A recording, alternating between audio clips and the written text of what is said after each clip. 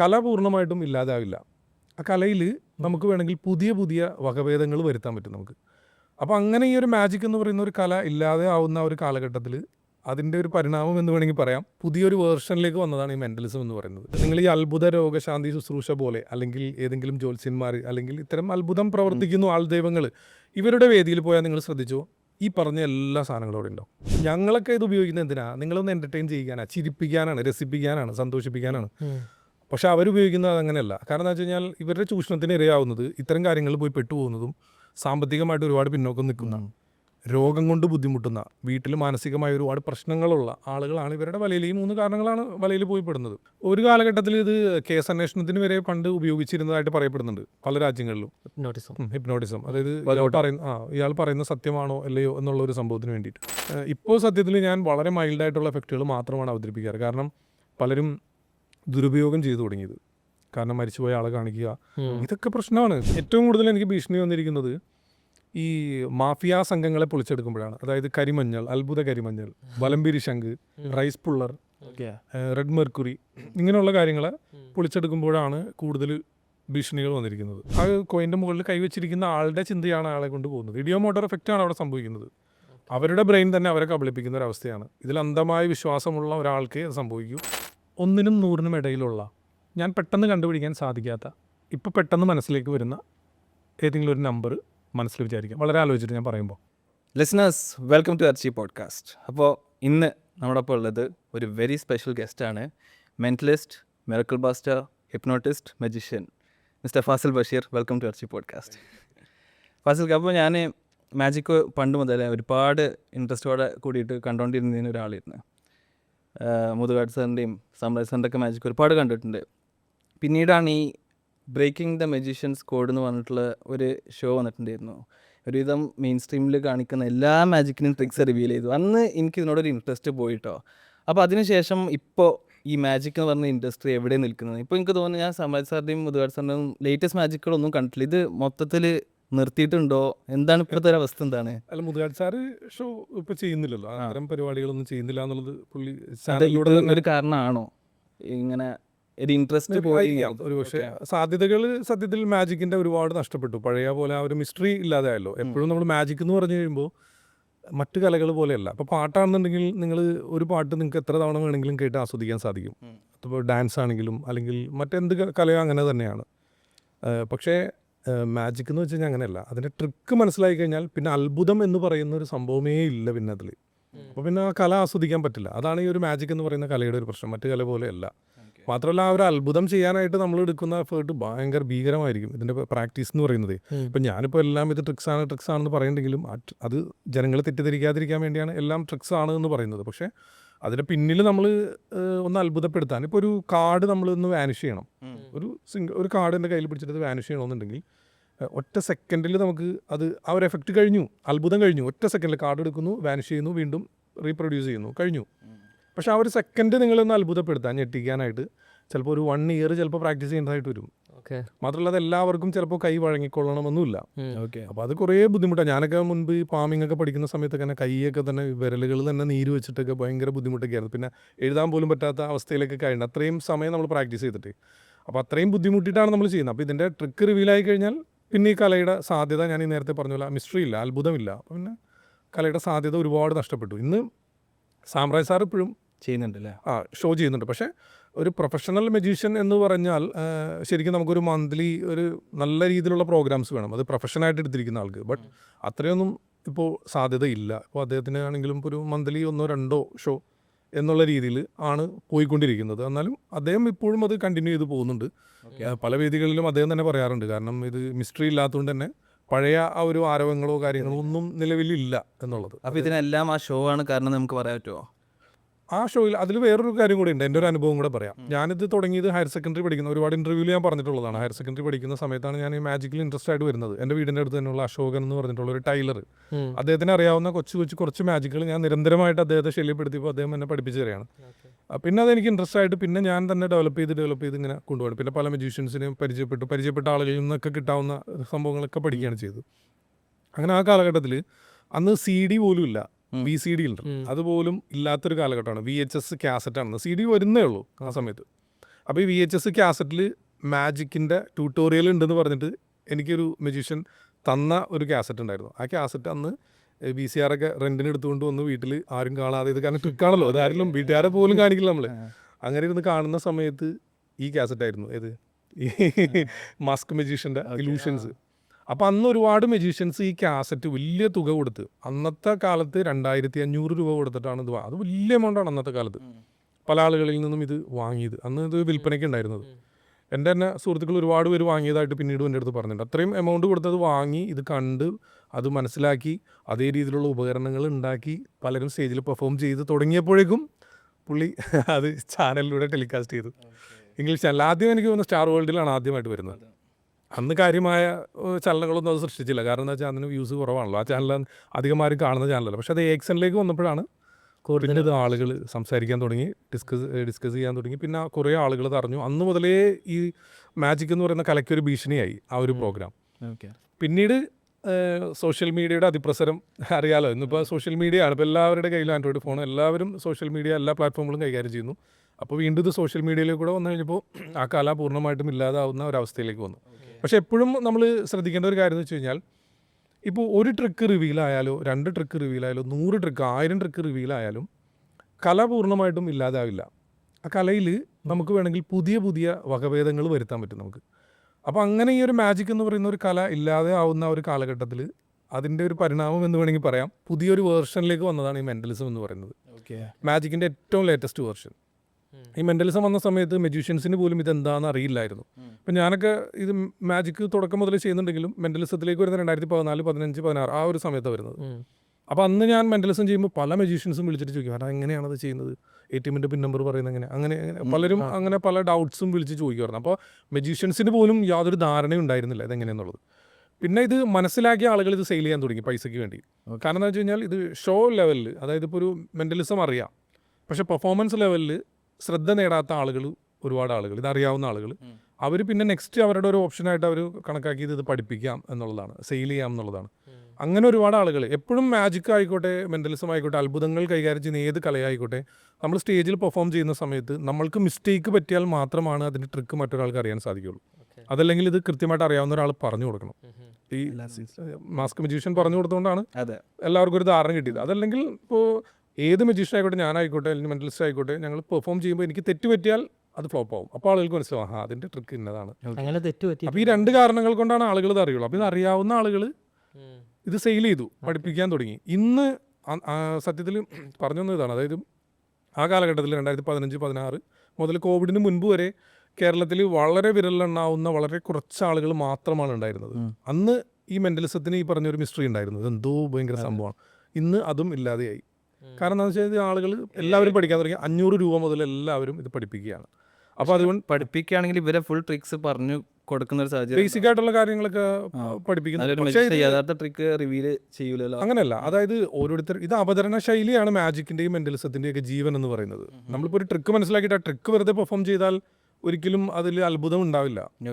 അതിന് നമ്മൾ സ്വീകരിക്കുന്ന ഒരു അവതരണ ശൈലിയാണ്. അത് ഓരോരുത്തർക്കും ഓരോ രീതിയായിരിക്കും. എൻ്റെ ശൈലി എന്ന് വെച്ച് കഴിഞ്ഞാൽ കുറച്ചും കൂടെ ഓഡിയൻസിലേക്ക് ഇറങ്ങി ചെന്നിട്ടുള്ള ഒരു പരിപാടിയാണ് ഞാൻ ചെയ്യുന്നത്. ചിരിപ്പിക്കുക എന്നുള്ളതാണ് ഞാൻ ഉദ്ദേശിക്കുന്നത്. മാക്സിമം എങ്ങനെയൊക്കെ അവരെ ചിരിപ്പിക്കാൻ പറ്റുമോ അതേ രീതിയിൽ ചിരിപ്പിച്ചിട്ടാണ് ഞാൻ മെൻ്റലിസം ഷോ അല്ലെങ്കിൽ ഹിപ്നോട്ടിസം ഷോ പെർഫോം ചെയ്യാറ്. ചില ആളുകൾ ഭയങ്കര ചിരിക്കാതെ ഭയങ്കര അത്ഭുതം, മീൻസ് ഇതെന്തോ വലിയൊരു അത്ഭുത പ്രവൃത്തി ചെയ്യുന്ന പോലെയും പല ആളുകൾ അവതരിപ്പിക്കാറുണ്ട്. പലരും പല രീതിയിലാണ്. അപ്പോൾ ഈ അവതരണം കൃത്യമായിട്ടല്ലെങ്കിൽ സംഭവം ഇത് പഠിച്ചിട്ട് പ്രത്യേകിച്ച് കാര്യമില്ല. പിന്നെ പഠിക്കാൻ വരുന്ന ആളുകൾ പ്രധാനമായിട്ടും അവർ മറ്റുള്ള ആളുകളുടെ മനസ്സ് വായിക്കാം. അല്ലെങ്കിൽ ഇന്നിപ്പോൾ രാവിലെ വരുമ്പോൾ എൻ്റെ സുഹൃത്ത് എൻ്റെ വഴിയിൽ തടഞ്ഞു നിർത്തി. ഇന്നിപ്പോൾ ഇങ്ങോട്ട് വരുമ്പോൾ ഞാൻ കാറിൽ നിന്ന് വരുമ്പോൾ വെയിറ്റ് ചെയ്യാൻ പറഞ്ഞിട്ട് പുള്ളി വന്നിട്ട് പറഞ്ഞു, എടാ നീ മെൻ്റലിസം പഠിപ്പിക്കുന്നുണ്ടോ എന്ന് ചോദിച്ചു. ഞാൻ പറഞ്ഞില്ല, ഞാൻ പഠിപ്പിക്കുന്നില്ല. എടാ ഇത് വേറെ 1-2 ആഡ് കണ്ടിരുന്നു, അപ്പോൾ ഇത് പഠിക്കാൻ പോയി കഴിഞ്ഞാലേ ഞാൻ ഇങ്ങനെ കടയിൽ വരുന്ന ആളുകളെയൊക്കെ നമുക്ക് എന്താ നിങ്ങൾ ഉദ്ദേശിക്കുന്നത്? അല്ല, നമുക്ക് ബിസിനസ്സിൽ നമുക്ക് ഇങ്ങനെ കടയിൽ ആരെങ്കിലുമൊക്കെ വരുമ്പോൾ ഇവർ കള്ളന്മാരാണോ അങ്ങനെയൊക്കെ അറിയാൻ പറ്റുമോ? അപ്പോൾ ആളുകളുടെ ചിന്ത എവിടം വരെ പോയി നോക്കി. ഞാനിത് തുടക്ക കാലഘട്ടം മുതലേ ഞാൻ പറയുന്നുണ്ട്. എൻ്റെ ഷോയുടെ ടൈറ്റിൽ നിങ്ങൾക്കറിയാം, ട്രിക്സ് മാനിയ എന്നാണ്. ഇത് കംപ്ലീറ്റ് ട്രിക്സ് ആണ് എന്ന് പറഞ്ഞിട്ടാണ് നമ്മൾ ചെയ്യുന്നത്. ബട്ട് ഇന്ന് 1000 രൂപയ്ക്കും ഒക്കെ പഠിക്കാൻ പോകുന്ന ആളുകളുടെ ധാരണ അവരുടെ കടയിൽ വരുന്ന ആളുകൾ ഇവൻ കള്ളനാണോ എന്നറിയാം എന്നൊക്കെ അപ്പോൾ അങ്ങനത്തെ ഒരു തെറ്റിദ്ധാരണ ആളുകൾക്കിടയിൽ മൊത്തം വന്നു. ഈ മെൻ്റലിസം എന്ന് പറയുമ്പോൾ ഞാൻ പറഞ്ഞു മാജിക് പോലെ തന്നെ മാജിക്കിൻ്റെ ഏറ്റവും ലേറ്റസ്റ്റ് വേർഷനാണ്. ഇതൊരു പെർഫോമിംഗ് ആർട്ട് മാത്രമാണ്. നമ്മൾ സ്റ്റേജിൽ ഇതുകൊണ്ട് പെർഫോം ചെയ്യാം എന്നല്ലാതെ ആളുകളെ അത്ഭുതപ്പെടുത്താം എന്നല്ലാതെ മറ്റൊന്നുമില്ല. ബാക്കിയെല്ലാം വേറെ ശാഖയാണ്. ഇനിയിപ്പോൾ ഒരാളുടെ ഒരു ബോഡിയിൽ അങ്ങ് വെച്ച് ഇപ്പോൾ ഞാൻ മിറാക്കിൾ ബസ്റ്റർ എന്നുള്ള രീതിയിൽ അറിയപ്പെടുന്നതുകൊണ്ട് തന്നെ എന്നെ സംബന്ധിച്ചിടത്തോളം എനിക്കത് പഠിക്കേണ്ട കാര്യമുണ്ട്. കാരണം എന്താ, ഒരു സിദ്ധൻ എങ്ങനെയാണ് എൻ്റെ മനസ്സ് വായിച്ചത്, അല്ലെങ്കിൽ അവർ നമ്മുടെ പ്രശ്നങ്ങൾ കൃത്യമായിട്ട് പറയുന്നത് എങ്ങനെയാണെന്ന് എൻ്റെ അടുത്ത് ഒരാൾ ചോദിച്ചാൽ എനിക്ക് പറഞ്ഞു കൊടുക്കണം. അതിന് ഞാനിത് എന്താണെന്ന് മനസ്സിലാക്കണം. അതിന് പല സിദ്ധന്മാരുടെ അടുത്ത് ഞാൻ പോയിട്ടുണ്ട്, ഒരുപാട് ആളുകളുടെ അടുത്ത് പോയിട്ടുണ്ട്. അവർ പറയുന്നതും അവർ ചെയ്യുന്നതും കാര്യങ്ങളും മനസ്സിലാക്കിയിട്ടുണ്ട്. കൃത്യമായിട്ട് അതിൻ്റെ വിവരങ്ങൾ ശേഖരിച്ചിട്ടാണ് നമ്മളിത് പഠിക്കുകയും ആളുകൾക്ക് പറഞ്ഞു കൊടുക്കുകയും ചെയ്യുന്നത്. ഓക്കെ. അപ്പോൾ ഈ മെൻ്റലിസ്റ്റ് എന്നുള്ള ടൈറ്റിലിരുന്ന് ഇത് പറയുമ്പോൾ ആളുകൾ തെറ്റിദ്ധരിക്കുകയാണ്. കാരണം മെൻ്റലിസ്റ്റ് എന്ന് വെച്ച് കഴിഞ്ഞാൽ ഇതെല്ലാം അറിയാവുന്ന ഒരാളാണെന്നുള്ളൊരു ധാരണ പലർക്കും ഉണ്ട്. ഓക്കെ. അത് ആളുകളുടെ തെറ്റായ ധാരണയാണ്. മെൻ്റലിസം എന്ന് പറയുന്നത് ഒരു കലയാണ്, മെൻ്റലിസ്റ്റ് എന്ന് പറയുന്ന ഒരു കലാകാരനാണ്. ഇതിനൊരു മെൻറ്റർ ഉണ്ടായിരുന്നു. അപ്പോൾ അശോകേട്ടനെ കണ്ടിട്ടാണ് മാജിക് പഠിച്ചതെന്ന് പറഞ്ഞു. അപ്പോൾ ഈ മെൻ്റലിസ്റ്റ് ട്രാൻസ്ഫോം ആയപ്പോൾ ആരെങ്കിലും കണ്ടിട്ട് ഒരു മെൻറ്ററോ അല്ലെങ്കിൽ ഒരു ഗുരു ആയിട്ടോ അല്ലെങ്കിൽ ആരെങ്കിലും ഇൻസ്പയർ ആയിട്ടോ? അല്ല, എന്നെ സംബന്ധിച്ചിടത്തോളം എനിക്ക് ഈ മാജിക്കിൻ്റെ ഒരു ബേസ് കിട്ടിയപ്പോൾ തന്നെ പിന്നെ എന്ത് അത്ഭുതം കണ്ടാലും എനിക്കൊന്നിരുന്ന് ചിന്തിച്ച് കഴിഞ്ഞാൽ പെട്ടെന്ന് തന്നെ എനിക്ക് അതിൻ്റെ ട്രിക്ക് എന്താണെന്നുള്ളത് ഒരു നാച്ചുറൽ ടാലൻ്റ് ആണ്. മനസ്സിലാവും. അപ്പോൾ നേരത്തെ പറഞ്ഞ മെന്റലിസം സ്കൂൾസിൽ ഇത് പഠിപ്പിച്ചു കൊടുക്കുക എന്നുള്ളത്, ഇപ്പോൾ എഞ്ചിനീയറിംഗ് എടുക്കുകയാണെങ്കിൽ ആർക്കും കാശ് കൊടുത്താണ്ട് എഞ്ചിനീയർ ആവാൻ പറ്റും. അതേപോലെ തന്നെ ഡോക്ടറും. ഇതേപോലെ ഒരു മെന്റലിസ്റ്റ് കാശ് കൊടുത്തിട്ട് പഠിച്ചൊരു മെന്റലിസ്റ്റ് ആവാൻ പറ്റുമോ? അല്ല, ഞാൻ പറഞ്ഞില്ലേ, ഇത് കുറച്ച് കോംപ്ലക്സ് ആയിട്ടുള്ളൊരു കാര്യമാണ്. കാരണം പൈസ കൊടുത്ത് മെൻ്റലിസ്റ്റ് ആകാൻ പറ്റുന്നത് വെറുതെ വേണമെങ്കിൽ ഞാൻ മെൻ്റലിസ്റ്റ് ആണെന്ന് പറഞ്ഞുകൊണ്ട് നടക്കാം എന്നല്ലാതെ, ഇത് പ്രധാനമായിട്ടും ഇത് ഉദ്ദേശിക്കുന്ന സ്റ്റേജ് പെർഫോമൻസ്, ആളുകളെ അത്ഭുതപ്പെടുത്തുക എന്നല്ലാതെ മറ്റൊന്നുമില്ല ഇതിൻ്റെ പിന്നിൽ. ഓക്കെ. പിന്നെ അതല്ല, ഒരു യഥാർത്ഥ hard work, dedication, complete effort ഇട്ടിട്ട് അതിന് വേണ്ടി ഡെഡിക്കേറ്റ് ചെയ്യുകയാണെങ്കിൽ ഏതൊരാൾക്കും മെന്റലിസ്റ്റ് ആകാൻ പറ്റുമോ, അതോ ഒരു സെലക്ടഡ് ഇൻഡിവിജ്വൽസ് നാച്ചുറൽ ടാലൻ്റ് ഉള്ള ആൾക്കാർക്ക് മാത്രമേ പറ്റുള്ളൂ? ഇതിൽ മാജിക് എന്ന് പറഞ്ഞാൽ നമുക്ക് മ്യൂസിക് ഇട്ടിട്ട് വേണമെങ്കിൽ പെർഫോം ചെയ്യാം. നമുക്ക് അതിനകത്ത് യാതൊരു പ്രശ്നമില്ല. മ്യൂസിക് ഇട്ടിട്ട് നമുക്ക് എന്തും പെർഫോം ചെയ്യാം. ഇപ്പോൾ കാലിയായിട്ടുള്ളൊരു പാത്രം, ഇത് ഞാൻ പല ഉദാഹരണങ്ങൾ പലതവണ പറഞ്ഞിട്ടുള്ളതാണ്. കാലിയായ ഒരു പാത്രം നിങ്ങളുടെ മുമ്പിൽ ഇത് കാലിയാണെന്ന് നിങ്ങൾക്ക് നിങ്ങളൊന്ന് കാണിച്ചാൽ പോരെ? നിങ്ങൾക്ക് മനസ്സിലായില്ലേ കാലിയാണെന്ന്? വീണ്ടും ഒന്നും കൂടെ നിങ്ങളെ ബോധ്യപ്പെടുത്താൻ ഞാൻ അതിനകത്ത് ഇങ്ങനെ ജസ്റ്റ് ഒന്ന് കൈ കൊണ്ട് ഇങ്ങനെ ഒരു മൂവ്മെൻറ്റ് കാണിക്കുമ്പോൾ ഓക്കെ അത് എംപ്റ്റി ആണ് എന്നുള്ളത് നിങ്ങൾക്ക് ബോധ്യമായി, നിങ്ങളുടെ ബ്രെയിനിന് ബോധ്യമായി. വീണ്ടും ഞാനിങ്ങനെ പിടിച്ചിട്ട് ഇങ്ങനെ ഒരു ആക്ഷൻ കാണിക്കുന്നു, ഇങ്ങനെ ഒരു ആക്ഷൻ കാണിക്കുമ്പോൾ അതിനകത്ത് മിഠായി വന്നു. അപ്പോൾ എംപ്റ്റി ആയിട്ടുള്ളൊരു ബോക്സിനകത്ത് അല്ലെങ്കിൽ ഒരു പാത്രത്തിനകത്ത് മിഠായി വന്നു. മാജിക്ക് നിങ്ങൾ ആസ്വദിച്ചല്ലോ. പക്ഷേ മെൻ്റലിസം അങ്ങനെയാണോ? അല്ല. മെൻ്റലിസം എന്ന് പറയുമ്പോൾ എപ്പോഴും ഒരു സ്പോക്കൺ ആർട്ടാണ്. മീൻസ് നമ്മൾ സംസാരിക്കണം. എത്രയും നന്നായിട്ട് സംസാരിക്കുന്നോ അത്രയും നന്നായിട്ട് നമുക്ക് പെർഫോം ചെയ്യാൻ സാധിക്കും. മാത്രമല്ല സഭാകമ്പം അങ്ങനെയുള്ള കാര്യങ്ങൾ വരുന്ന ആൾ ചിലപ്പോൾ ഡിഫെൻഡ് ചെയ്യാനൊക്കെ കയറി വരാം. പലരും പല സ്വഭാവക്കാരാണ്. നമ്മൾ സ്റ്റേജിൽ നിന്ന് പെർഫോം ചെയ്യുമ്പോൾ മുൻപിലിരിക്കുന്ന ആയിരക്കണക്കിന് കാണികളിൽ ആരൊക്കെ ഏതൊക്കെ സ്വഭാവക്കാരാണ്, എന്നെ ഇഷ്ടപ്പെടുന്ന ആളുകൾ എത്ര പേരുണ്ട്, എന്നോട് വിരോധമുള്ള എത്ര പേരുണ്ട്, എന്തിനു വേണ്ടി അവർ വന്നിരിക്കുന്നതാണ്, എനിക്ക് പണി തരാൻ ഇതൊന്നും എനിക്കറിയില്ലല്ലോ. അപ്പോൾ നമ്മൾ എല്ലാം ഓഡിയൻസിനെ വെച്ചിട്ട് ചെയ്യാൻ പറ്റും. മാജിക് എന്ന് വെച്ചാൽ എനിക്ക് ഒറ്റയ്ക്ക് നിന്ന് പെർഫോം ചെയ്യാം, ആരെയും സ്റ്റേജിൽ നിന്ന് വിളിക്കണമെന്നില്ല. വിളിക്കുന്ന മാജിക്കുകളുണ്ട്, പക്ഷെ അതല്ലാതെയും വേണമെങ്കിൽ ചെയ്യാം. നമുക്ക് നമ്മുടെ കംഫർട്ട് സോണാണ്. വേണമെങ്കിൽ വിളിക്കാം, വേണ്ടെങ്കിൽ വേണ്ട, നമുക്ക് നിന്നിട്ട് ചെയ്യാം. ഇതങ്ങനെ പറ്റില്ല. തുടങ്ങുന്നത് മുതൽ അവസാനിക്കുന്നത് വരെ ഓഡിയൻസിനെ പാർട്ടിസിപ്പേറ്റ് ചെയ്യിക്കാതെ ഒന്നും നടക്കില്ല. ഓഡിയൻസിനെ സ്റ്റേജിൽ കൊണ്ടുവരാതെ, അതിൽ താല്പര്യമുള്ള ആളുകൾ സ്റ്റേജിൽ കൊണ്ടുവരാതെ ഒന്നും ചെയ്യാൻ നമുക്ക് സാധിക്കില്ല. അപ്പോൾ നിങ്ങൾ വിളിച്ചു വരുത്തിയിട്ട് ഞാൻ നിങ്ങൾക്കൊരു ഇൻപുട്ട് അങ്ങോട്ട് തരും, എന്നിട്ട് പിന്നെ ഞാൻ കുറേ ചോദ്യങ്ങൾ ചോദിക്കും, എന്നിട്ട് അതിൽ നിന്ന് നിങ്ങൾ പറയുന്ന മറുപടിയിൽ നിന്നാണ് നമ്മൾ പിന്നെ ആ കാര്യങ്ങൾ എങ്ങനെയാണത് പ്രെഡിക്റ്റ് ചെയ്ത് വെക്കുകയോ അല്ലെങ്കിൽ നേരത്തെ പ്രെഡിക്റ്റ് ചെയ്ത് വെക്കുകയോ അല്ലെങ്കിൽ ഞാനത് കൃത്യമായിട്ട് മനസ്സ് വായിച്ചു എന്നൊരു തോന്നൽ ഉണ്ടാക്കുകയോ ഒക്കെ ചെയ്യുന്നത്. അപ്പോൾ ഇത് ഞാൻ പറഞ്ഞു വന്നതാണ്. ഇപ്പോൾ 1000 പേര് മെൻ്റലിസം പഠിച്ചു കഴിഞ്ഞാൽ, ഇന്നിപ്പം ഞാൻ പറഞ്ഞല്ലോ, ഇപ്പോൾ നമ്മൾ പുറത്തോട്ട് ഇറങ്ങിക്കഴിഞ്ഞാൽ കാണുന്ന ഒരു 20-25 ആളെ കണ്ടു കഴിഞ്ഞാൽ അതിൽ 10 പേര് മെൻ്റലിസ്റ്റ് ആയിരിക്കും. ഞാൻ ഓൺലൈനായിട്ട് പഠിക്കുന്നതാണെന്ന് പറയും. പക്ഷേ ഇതിൽ എത്ര പേര് സ്റ്റേജിൽ പെർഫോം ചെയ്യുന്നുണ്ട് എന്ന് നിങ്ങൾ നോക്കിയാൽ മതി. എത്ര പേര് ഇങ്ങനെ പഠിക്കാൻ പോയ ആളുകൾ ഇപ്പോൾ സ്റ്റേജിൽ പെർഫോം ചെയ്യുന്നുണ്ട്. അവർക്കിത് മിക്കവാറും എൻ്റെ ഒരു തിയേറ്റർ ഷോ കഴിഞ്ഞാൽ ഒരു 10-15 ആളുകൾ വന്നിട്ട് പറയും ഞങ്ങൾ മെൻ്റലിസ്റ്റാണ്, പക്ഷേ ഞങ്ങൾക്കത് പഠിച്ചിട്ട് പൈസ പോയി, ഞങ്ങളുടെ അത് ശരിയായില്ല. എന്നാൽ ഇപ്പോഴും ആളുകൾ ഇത് ഞാൻ ആദ്യം പറഞ്ഞതാണ്, മനസ്സ് വായിക്കാം, മറ്റുള്ള ആളുകളുടെ മനസ്സ് വായിക്കാം എന്ന ചിന്തയിലാണ് ഇവർ ഈ പൈസ എത്ര പറഞ്ഞാലും 25,000 പറഞ്ഞാലും ചിലപ്പോൾ പോകും. കാരണം എനിക്ക് എൻ്റെ ലവറിൻ്റെ മനസ്സിലുള്ളതെന്ന് അറിയണം, അല്ലെങ്കിൽ എനിക്ക് വേണ്ടപ്പെട്ട ഒരാളുടെ മനസ്സിലുള്ളതെന്ന് അറിയണം. അതിന് പ്രധാന മാർഗ്ഗം ഇതാണ്. ഈ മെൻ്റലിസം പഠിച്ച് ഇതൊക്കെ നടക്കും എന്നുള്ള ധാരണയിലാണ് പല ആളുകൾ പോകുന്നത്. അതൊരു തെറ്റായ ധാരണയാണ്. ഇപ്പോൾ പ്രേക്ഷകരോട് എനിക്ക് പറയാനുള്ളതെന്ന് വെച്ച് കഴിഞ്ഞാൽ, ഇപ്പോൾ ഞാനടങ്ങുന്ന മെൻ്റലിസ്റ്റുകൾ ഇപ്പോൾ നമ്മൾ പല പെർഫോമൻസ് ഇപ്പോൾ എൻ്റെ തിയേറ്റർ ഷോ ഒന്നും ഇന്ന് വരെ പുറത്തു വിട്ടിട്ടില്ല. പക്ഷേ ചെറിയ റീൽ കട്ട് മാത്രമാണ് നമ്മൾ പുറത്തു വിടുള്ളൂ. കാരണം ഇത് ബ്രെയിനിനെ കബളിപ്പിക്കുന്ന ഒരു കലയാണ്. ഇപ്പോൾ ക്യാമറയെ നമുക്ക് കബളിപ്പിക്കാൻ സാധിക്കില്ല. കാരണം നമ്മൾ ഒരാളെ ട്രാൻസിലേക്ക് ആക്കുകയാണ്. മ്യൂസിക്കിലൂടെയും വിഷ്വലിലൂടെയും എല്ലാം ഒരു ട്രാൻസിലേക്ക് ആക്കിയിട്ടാണ് നമ്മൾ പ്രോസസ്സ് ചെയ്യുന്നത്. അപ്പോൾ അത് ക്യാമറയിലൂടെ റെക്കോർഡ് ചെയ്ത് കാണുമ്പോൾ പ്രേക്ഷകർക്ക് വലിയ അത്ഭുതവും തോന്നില്ല, ഇതായിരുന്നോ. പക്ഷെ നേരിട്ട് കാണുമ്പോൾ അത് ഭയങ്കരമായിരിക്കും. അതിൻ്റെ എക്സ്ട്രീം ലെവലിൽ പോയിട്ട് നമുക്ക് ആസ്വദിച്ച് മനസ്സിലാക്കാൻ പറ്റും. അത് കിട്ടാത്തതുകൊണ്ടാണ് നമ്മൾ ക്യാമറയിലൂടെ വിടാത്തത്. പക്ഷേ ക്യാമറയിലൂടെ ഇപ്പോൾ ഇൻ്റർവ്യൂവിൽ ഇരിക്കുമ്പോഴും പല കാര്യങ്ങളൊക്കെ ചെയ്ത് വിടാറുണ്ട്. പക്ഷെ അപ്പോഴും നിങ്ങൾ പ്രേക്ഷകർ മനസ്സിലാക്കേണ്ട ഒരു കാര്യം എന്ന് വെച്ചാൽ, ചിലപ്പോൾ ഒരു മെൻ്റലിസം അല്ലെങ്കിൽ ഒരു ഹിപ്നോട്ടിസം നമ്മളൊരു 20-25 മിനിറ്റോ എടുത്ത് അല്ലെങ്കിൽ 10-15 മിനിറ്റ് എടുത്തായിരിക്കും ചെയ്യുന്നത്. ഇത്ര ഒന്നും ഇന്നത്തെ സോഷ്യൽ മീഡിയയിൽ ആളുകൾ കാണില്ല. റീൽ യുഗമാണ്. കുറച്ചും കൂടെ മുൻപായിരുന്നെങ്കിൽ നമുക്ക് വേണമെങ്കിൽ ഫുൾ വീഡിയോ ഇടായിരുന്നു. അപ്പോൾ അതുകൊണ്ട് തന്നെ ഇതൊരു 10 സെക്കൻഡോ 1 മിനിറ്റോ ആക്കി ചെറുതാക്കുമ്പോൾ നിങ്ങൾ കാണുന്ന ആ ഒരു എഫക്റ്റ് മാത്രമായിരിക്കും. അത് കണ്ട് തെറ്റിദ്ധരിച്ചിട്ടാണ് ഇവരുടെ മനസ്സ് ഇപ്പം തന്നെ വായിക്കാം എന്നുള്ള ധാരണയിൽ ഇവരെല്ലാവരും പൈസ കൊടുത്ത് പഠിക്കാനായിട്ട് പോകുന്നത്. ആരും പഠിക്കണ്ട എന്നൊന്നും ഞാൻ പറയുന്നൊന്നുമില്ല. താല്പര്യമുള്ള ആളുകൾ പഠിച്ചോട്ടെ. അതിൽ നിന്ന് ആരൊക്കെ ആയിരിക്കും ചിലപ്പോൾ കയറി വരുന്നതെന്ന് നമുക്കറിയില്ല. ചിലപ്പോൾ നാളെ ഇങ്ങനെ പഠിച്ച ഒരാളായിരിക്കാം നമ്മളെക്കാളൊക്കെ മുകളിൽ വലിയ മെൻ്റലിസ്റ്റായിട്ട് ചിലപ്പോൾ നാളെ അറിയപ്പെടാൻ പോകുന്നത്. അപ്പോൾ അതുകൊണ്ട് അതിനൊന്നും നമ്മൾ എതിരല്ല. ആരും പഠിപ്പിക്കരുതെന്നും നമുക്ക് പറയാൻ അനുവാദമില്ല. പക്ഷേ ഈ പരാതി പറയുന്ന ആളുകൾ എല്ലാവരും മനസ്സ് വായിക്കാൻ പഠിക്കാമെന്ന ധാരണയിൽ പോയ ആളുകളാണ്. അതൊരിക്കലും നടക്കില്ല എന്നുള്ളത് മാത്രമേ എനിക്ക് പറയാനുള്ളൂ. ഓക്കെ.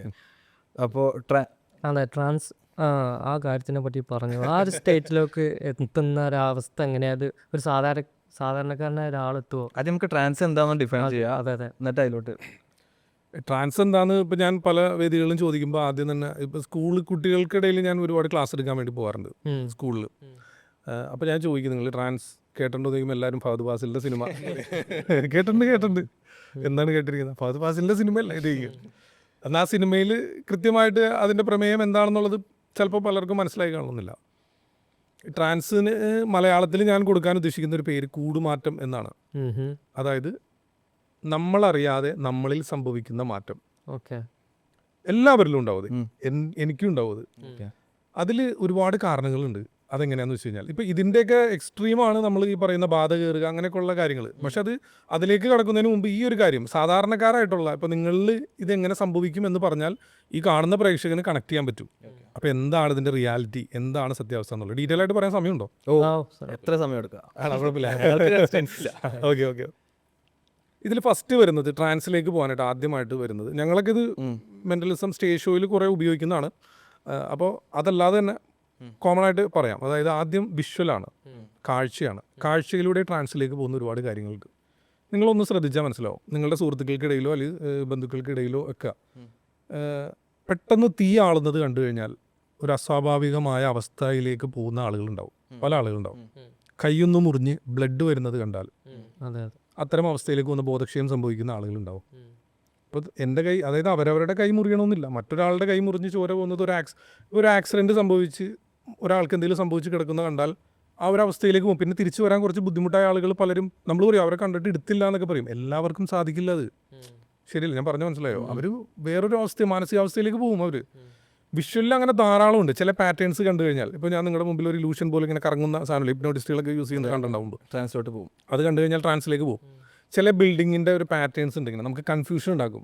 നമ്മൾ ദൂരെ നിന്നൊക്കെ കാണുമ്പോൾ, ഇപ്പോൾ വിദേശത്ത് പോകുമ്പോൾ നമുക്ക് കാണാൻ പറ്റും ഒരു ഇലൂഷൻ പോലെ ക്രിയേറ്റ് ചെയ്തിട്ടുള്ള ബിൽഡിങ്സ് ഉണ്ടാവും. ഇത് നമ്മൾ ചില നോക്കുമ്പോൾ നമുക്ക് ഒരു അസ്വാഭാവികമായ ഒരു അവസ്ഥയിലേക്ക് പോകും. അങ്ങനെ വിഷ്വലിലൂടെ ട്രാൻസിലേക്ക് പോകുന്ന കാരണങ്ങൾ ധാരാളമാണ്. പറഞ്ഞാൽ അത്രയധികം കാരണങ്ങളുണ്ടാവും. പിന്നെ രണ്ടാമതായി പറയുകയാണെങ്കിൽ ഓഡിറ്ററി, കേൾവി. ഇപ്പോൾ ചെണ്ടകൊട്ട് കേട്ട് കഴിഞ്ഞാൽ ചില ആളുകൾ വെറുതെ റോഡിലൂടെ പോവാണ്, അവിടെ ഒരു കടയുടെ ഉദ്ഘാടനത്തിന് ചെണ്ടകൊട്ടാണെങ്കിൽ ഇവിടെ ഇരുന്ന് ഇങ്ങനെ ഒന്ന് തുള്ളാൻ തോന്നും ചില ആളുകൾ. അത് ട്രാൻസാണ്. അവരറിയാതെ അവർ ആ ഒരു അവസ്ഥയിലേക്ക് പോവുകയാണ്. ഈ കൂടുതൽ കളേഴ്സ് കാണുമ്പോൾ നമുക്കൊരു പ്രശ്നം എനിക്ക് കൂടുതൽ പലർക്കും പല രീതിയിലായിരിക്കാം. ഞാനതിൽ കുറച്ച് കാര്യങ്ങൾ പറഞ്ഞു എന്നേ ഉള്ളൂ. ഇതിപ്പോൾ കേൾക്കുന്ന ആളുകൾക്ക് അവർക്ക് കണക്ട് ചെയ്യാൻ പറ്റും. എനിക്ക് ഇന്ന കാഴ്ച കാണുമ്പോഴാണ് ഞാൻ മറ്റൊരവസ്ഥയിലേക്ക് പോകുന്നത്. അതുപോലെ തന്നെ കേൾവി, DJ, ഒരു DJ പാർട്ടിക്ക് പോയിരിക്കുകയാണെന്ന് വിചാരിച്ചോ. അപ്പോൾ ഈ DJ പ്ലേ ചെയ്യുന്ന ആൾ എന്ത് ചെയ്യുന്ന അറിയോ? ചില ഒരു ലൂപ്പ് ഉണ്ടാവും, ആവർത്തിച്ച് റിപ്പീറ്റായിട്ട് വരുന്ന ലൂപ്പ് തന്നെ മാറ്റാതെ ഇങ്ങനെ കുറേ നേരം കാണുമ്പോൾ നമുക്ക് അങ്ങോട്ട് ഇറിറ്റേറ്റഡ് ആവും. ശ്രദ്ധിച്ചിട്ടുള്ള സംഭവം, ഇവനെന്തത് മാറ്റാത്തത്, വല്ലാത്തൊരു മാനസികാവസ്ഥയിലേക്ക് പോകും. പെട്ടെന്ന് തന്നെ ചേഞ്ച് ആക്കും. അപ്പോൾ നമ്മുടെ മൈൻഡ് പിന്നെയും മാറും. അത് അവരുപയോഗിക്കുന്ന ഇത് ട്രാൻസാണത്. DJ സ്ഥലത്ത് പോയിരുന്നിട്ട് നമ്മൾ അവിടെ തുള്ളുക എന്നുള്ളത്, ആളുകളെ തുള്ളിക്കുക എന്നുള്ളതാണല്ലോ. അതൊരു ട്രാൻസാണിത്. ആ മ്യൂസിക്കിൻ്റെ ആ ബീറ്റ് കേൾക്കുമ്പോൾ ആളുകളെ അതേ രീതിയിൽ മതിമറന്ന് തുള്ളിക്കുക എന്നുള്ളതൊരു ഇതാണ്. പിന്നെ മന്ത്രോച്ചാരണങ്ങളാണ്. അതൊരു ആത്മീയതയുമായി ബന്ധപ്പെട്ട സംഭവങ്ങൾ. അതായത് ഒരുപാട് ആളുകൾ ഒരുമിച്ചിരുന്ന് ഒരേ മന്ത്രം തന്നെ റിപ്പീറ്റഡായിട്ട് ഇങ്ങനെ ചൊല്ലിക്കഴിഞ്ഞാൽ ആ സദസ്സിലിരിക്കുന്ന ചില ആളുകൾ വളരെ അസ്വാഭാവികമായൊരു അവസ്ഥയിൽ പെരുമാറും. അപ്പോൾ നമ്മൾ പറയും മറ്റെന്തോ അവരുടെ ശരീരത്തിൽ കയറി, ആ വാക്ക് എന്താണെന്ന് ഞാൻ ഉപയോഗിക്കുന്നില്ല, മറ്റെന്തോ അവരുടെ ശരീരത്തിൽ കയറിയതാണ്, ബാധ കയറിയതാണ്, എന്തും പറയാം അവർക്ക് അല്ലേ. നല്ല ആൾ വന്നതാണെന്നും പറയും, ചീത്ത ആൾ വന്നതാവാം, എന്തും പറയാം. അപ്പോൾ അത് ഇതിനൊക്കെ പണ്ടേ പരീക്ഷണങ്ങൾ നടത്തിയിട്ടുണ്ട്. അതായത് ഈ മന്ത്രങ്ങൾ തന്നെ വേണമെന്നില്ല, റിപ്പീറ്റഡ് ആയിട്ട് ഒരുപാട് ആളുകൾ ഒരേ കാര്യം ഇങ്ങനെ റിപ്പീറ്റഡ് ആയിട്ട് ഇങ്ങനെ ആ ഒരു താളത്തിൽ ഇങ്ങനെ ചൊല്ലിക്കൊണ്ടിരുന്നാൽ ചില ആളുകളിൽ ഇത് സംഭവിക്കുന്നതായിട്ട് പരീക്ഷണങ്ങൾ പണ്ടേ തെളിയിച്ചിട്ടുള്ളതാണ്. അപ്പോൾ പിന്നെ ഇനി അത് മാത്രമല്ല, ഈ വാദ്യോപകരണങ്ങളുടെ ചില ശബ്ദങ്ങളുണ്ട് ഇങ്ങനെ. അപ്പോൾ ആ ശബ്ദവും ഇതുപോലെ തന്നെ ഒരുമിച്ച് കേട്ട് കഴിഞ്ഞാലും, ഒരുമിച്ച് മന്ത്രങ്ങൾ കേട്ട് കഴിഞ്ഞാലും, പിന്നെ നമ്മൾ ഇങ്ങനെ ഇരുന്ന് പ്രാർത്ഥിക്കില്ല, ഒറ്റയ്ക്ക് ഇരുന്നിട്ടുള്ള പ്രാർത്ഥന, കൂട്ടപ്രാർത്ഥന, ഇതെല്ലാം ഈ എന്താണ് മറ്റേ ക്രിസ്തീയ ചില സഭകളുണ്ടല്ലോ, മറ്റേ അത്ഭുത രോഗ ശാന്തി ശുശ്രൂഷ നടത്തുന്ന സ്ഥലങ്ങളിലെല്ലാം ഈ ഒരുമിച്ചുള്ള ഇത്തരം കാര്യങ്ങളാണ് ഇവരെ ട്രാൻസിലേക്ക് കൊണ്ടുപോകുന്നത്. അത് ആ സിനിമയിൽ അത് ഒരുപാട് കാര്യങ്ങൾ കണക്ട് ചെയ്ത് പോകുന്നുണ്ട്. ഇനി വരുന്ന മൂന്നാമതായിട്ട് ഇപ്പോൾ 2 കാര്യങ്ങൾ പറഞ്ഞല്ലോ, വിഷ്വൽ ഓഡിറ്ററി. ഇത് എല്ലാം ഡീറ്റെയിൽ ആയിട്ട് എനിക്ക് പറയാൻ പറ്റില്ല, കാരണം ഇത് കേൾക്കുന്ന ആളുകൾക്കും നിങ്ങൾക്ക് അവരവർക്ക് ഏതാണെന്ന് വെച്ചാൽ കണക്ട് റിലേറ്റ് ചെയ്യാൻ പറ്റും. പിന്നെ വരുന്നതെന്ന് വെച്ച് കഴിഞ്ഞാൽ ഓൾഫാക്ടറിയാണ്, ഗന്ധമാണ്. ചില ഗന്ധങ്ങൾ എല്ലാവർക്കും പറ്റില്ല. പലതരത്തിലുള്ള അത്തറുകൾ, ഊത്, അങ്ങനെയുള്ള സ്പ്രേ പലതും ഉണ്ടല്ലോ. പലതും പല കാര്യങ്ങൾക്ക് വേണ്ടിയുള്ളതും വരെ ആണെന്ന് പറഞ്ഞിട്ട് വരെ സെയിൽ ചെയ്യുന്ന സാധനങ്ങളുണ്ട്, അറിയാലോ. അതിപ്പോൾ എല്ലാം ഞാൻ ഇവിടെ പറയുന്നില്ല. അപ്പോൾ അത് തന്നെ അതിനൊരു റീസണാണ്, ട്രാൻസ് ഇൻഡ്യൂസ് ചെയ്യാൻ പറ്റുന്ന ഒരു കാര്യമാണത്. അതായത് സബ്ജക്റ്റീവ് ആയിരിക്കും, ചിലപ്പോൾ എനിക്ക് ട്രാൻസ് ഇൻഡ്യൂസ് ചെയ്യണതാവില്ല. അതെ അതെ, ഓരോ പലർക്കും പല രീതിയിലായിരിക്കും, പലർക്കും പലതായിരിക്കും. ചില ആളുകൾക്ക് മുല്ലപ്പൂവിൻ്റെ സ്മെല്ല് പറ്റില്ല, ചില ആളുകൾക്ക് ചെമ്പകം എന്ന് പറഞ്ഞൊരു പൂവുണ്ട്, അതിൻ്റെ സ്മെല്ല് ചില ആളുകൾക്ക് പറ്റില്ല. ചന്ദനത്തിരി ഉണ്ട്, അതിൻ്റെ എല്ലാ സ്മെല്ലും എല്ലാവർക്കും പറ്റില്ല. അപ്പം അങ്ങനെ പിന്നെ ചില കർപ്പൂരം കത്തിക്കുന്ന ഇതുണ്ട്. ഇനിയിപ്പോൾ മരണ വീട്ടിൽ മാത്രം കത്തിക്കുന്ന ഒരു സ്മെല്ലുണ്ടാവും, നിങ്ങൾക്ക് ശ്രദ്ധിച്ചറിയാൻ പറ്റും. ഇത് എവിടെ കേട്ടാലും നിങ്ങൾക്ക് ആ ഒരു അവസ്ഥയിലേക്ക് പോകും നിങ്ങൾ. എങ്ങനത്തെ അവസ്ഥ? അതായത് ഒരു ആള് മരിച്ചു കിടക്കുന്ന അവസരത്തിൽ പുകയ്ക്കുന്ന ഒരു സംഭവം ഉണ്ടല്ലോ, ഒരു സ്മെല്ലുണ്ട്. പല ആളുകൾ എൻ്റെ അടുത്ത് പറഞ്ഞിട്ടുള്ള ഒരു കാര്യമാണത്. ആ സെയിം സ്മെല്ലിനോട് സാമ്യമുള്ള എന്തെങ്കിലും നിങ്ങൾ വേറെ എവിടെയെങ്കിലും വെച്ച് കേട്ട് കഴിഞ്ഞാൽ നിങ്ങൾ അതിലേക്ക് ഇത് മൊത്തം നെഗറ്റീവ് ആവും, നിങ്ങൾ ഫുള്ള് നിങ്ങൾക്ക് മൈൻഡ് ഔട്ട് ആവും നിങ്ങൾ. അപ്പോൾ അങ്ങനത്തെ എല്ലാവരിലും അല്ല, ചില ആളുകളിൽ അങ്ങനെ ഒരു അവസ്ഥ, അതായത് ട്രാൻസ് ഇൻഡ്യൂസ് ചെയ്യാനുള്ള കാരണങ്ങളാണ് ഞാൻ ഈ പറഞ്ഞത്. അപ്പോൾ 3 കാരണങ്ങളായല്ലോ. ഇനി വളരെ ഇമ്പോർട്ടൻ്റ് ആയിട്ടുള്ളൊരു കാരണമാണുള്ളത്, എന്തെങ്കിലും അകത്ത് കഴിച്ചു കഴിഞ്ഞാൽ. അതെന്താണെന്ന് വെച്ച് കഴിഞ്ഞാൽ യെസ്, മഷ്റൂംസ് ഉണ്ട്. പിന്നെ ഏറ്റവും ഇമ്പോർട്ടൻ്റ് ആയിട്ട് മദ്യം, മയക്കുമരുന്നാണ്. അവരല്ലാതെയായി മാറും.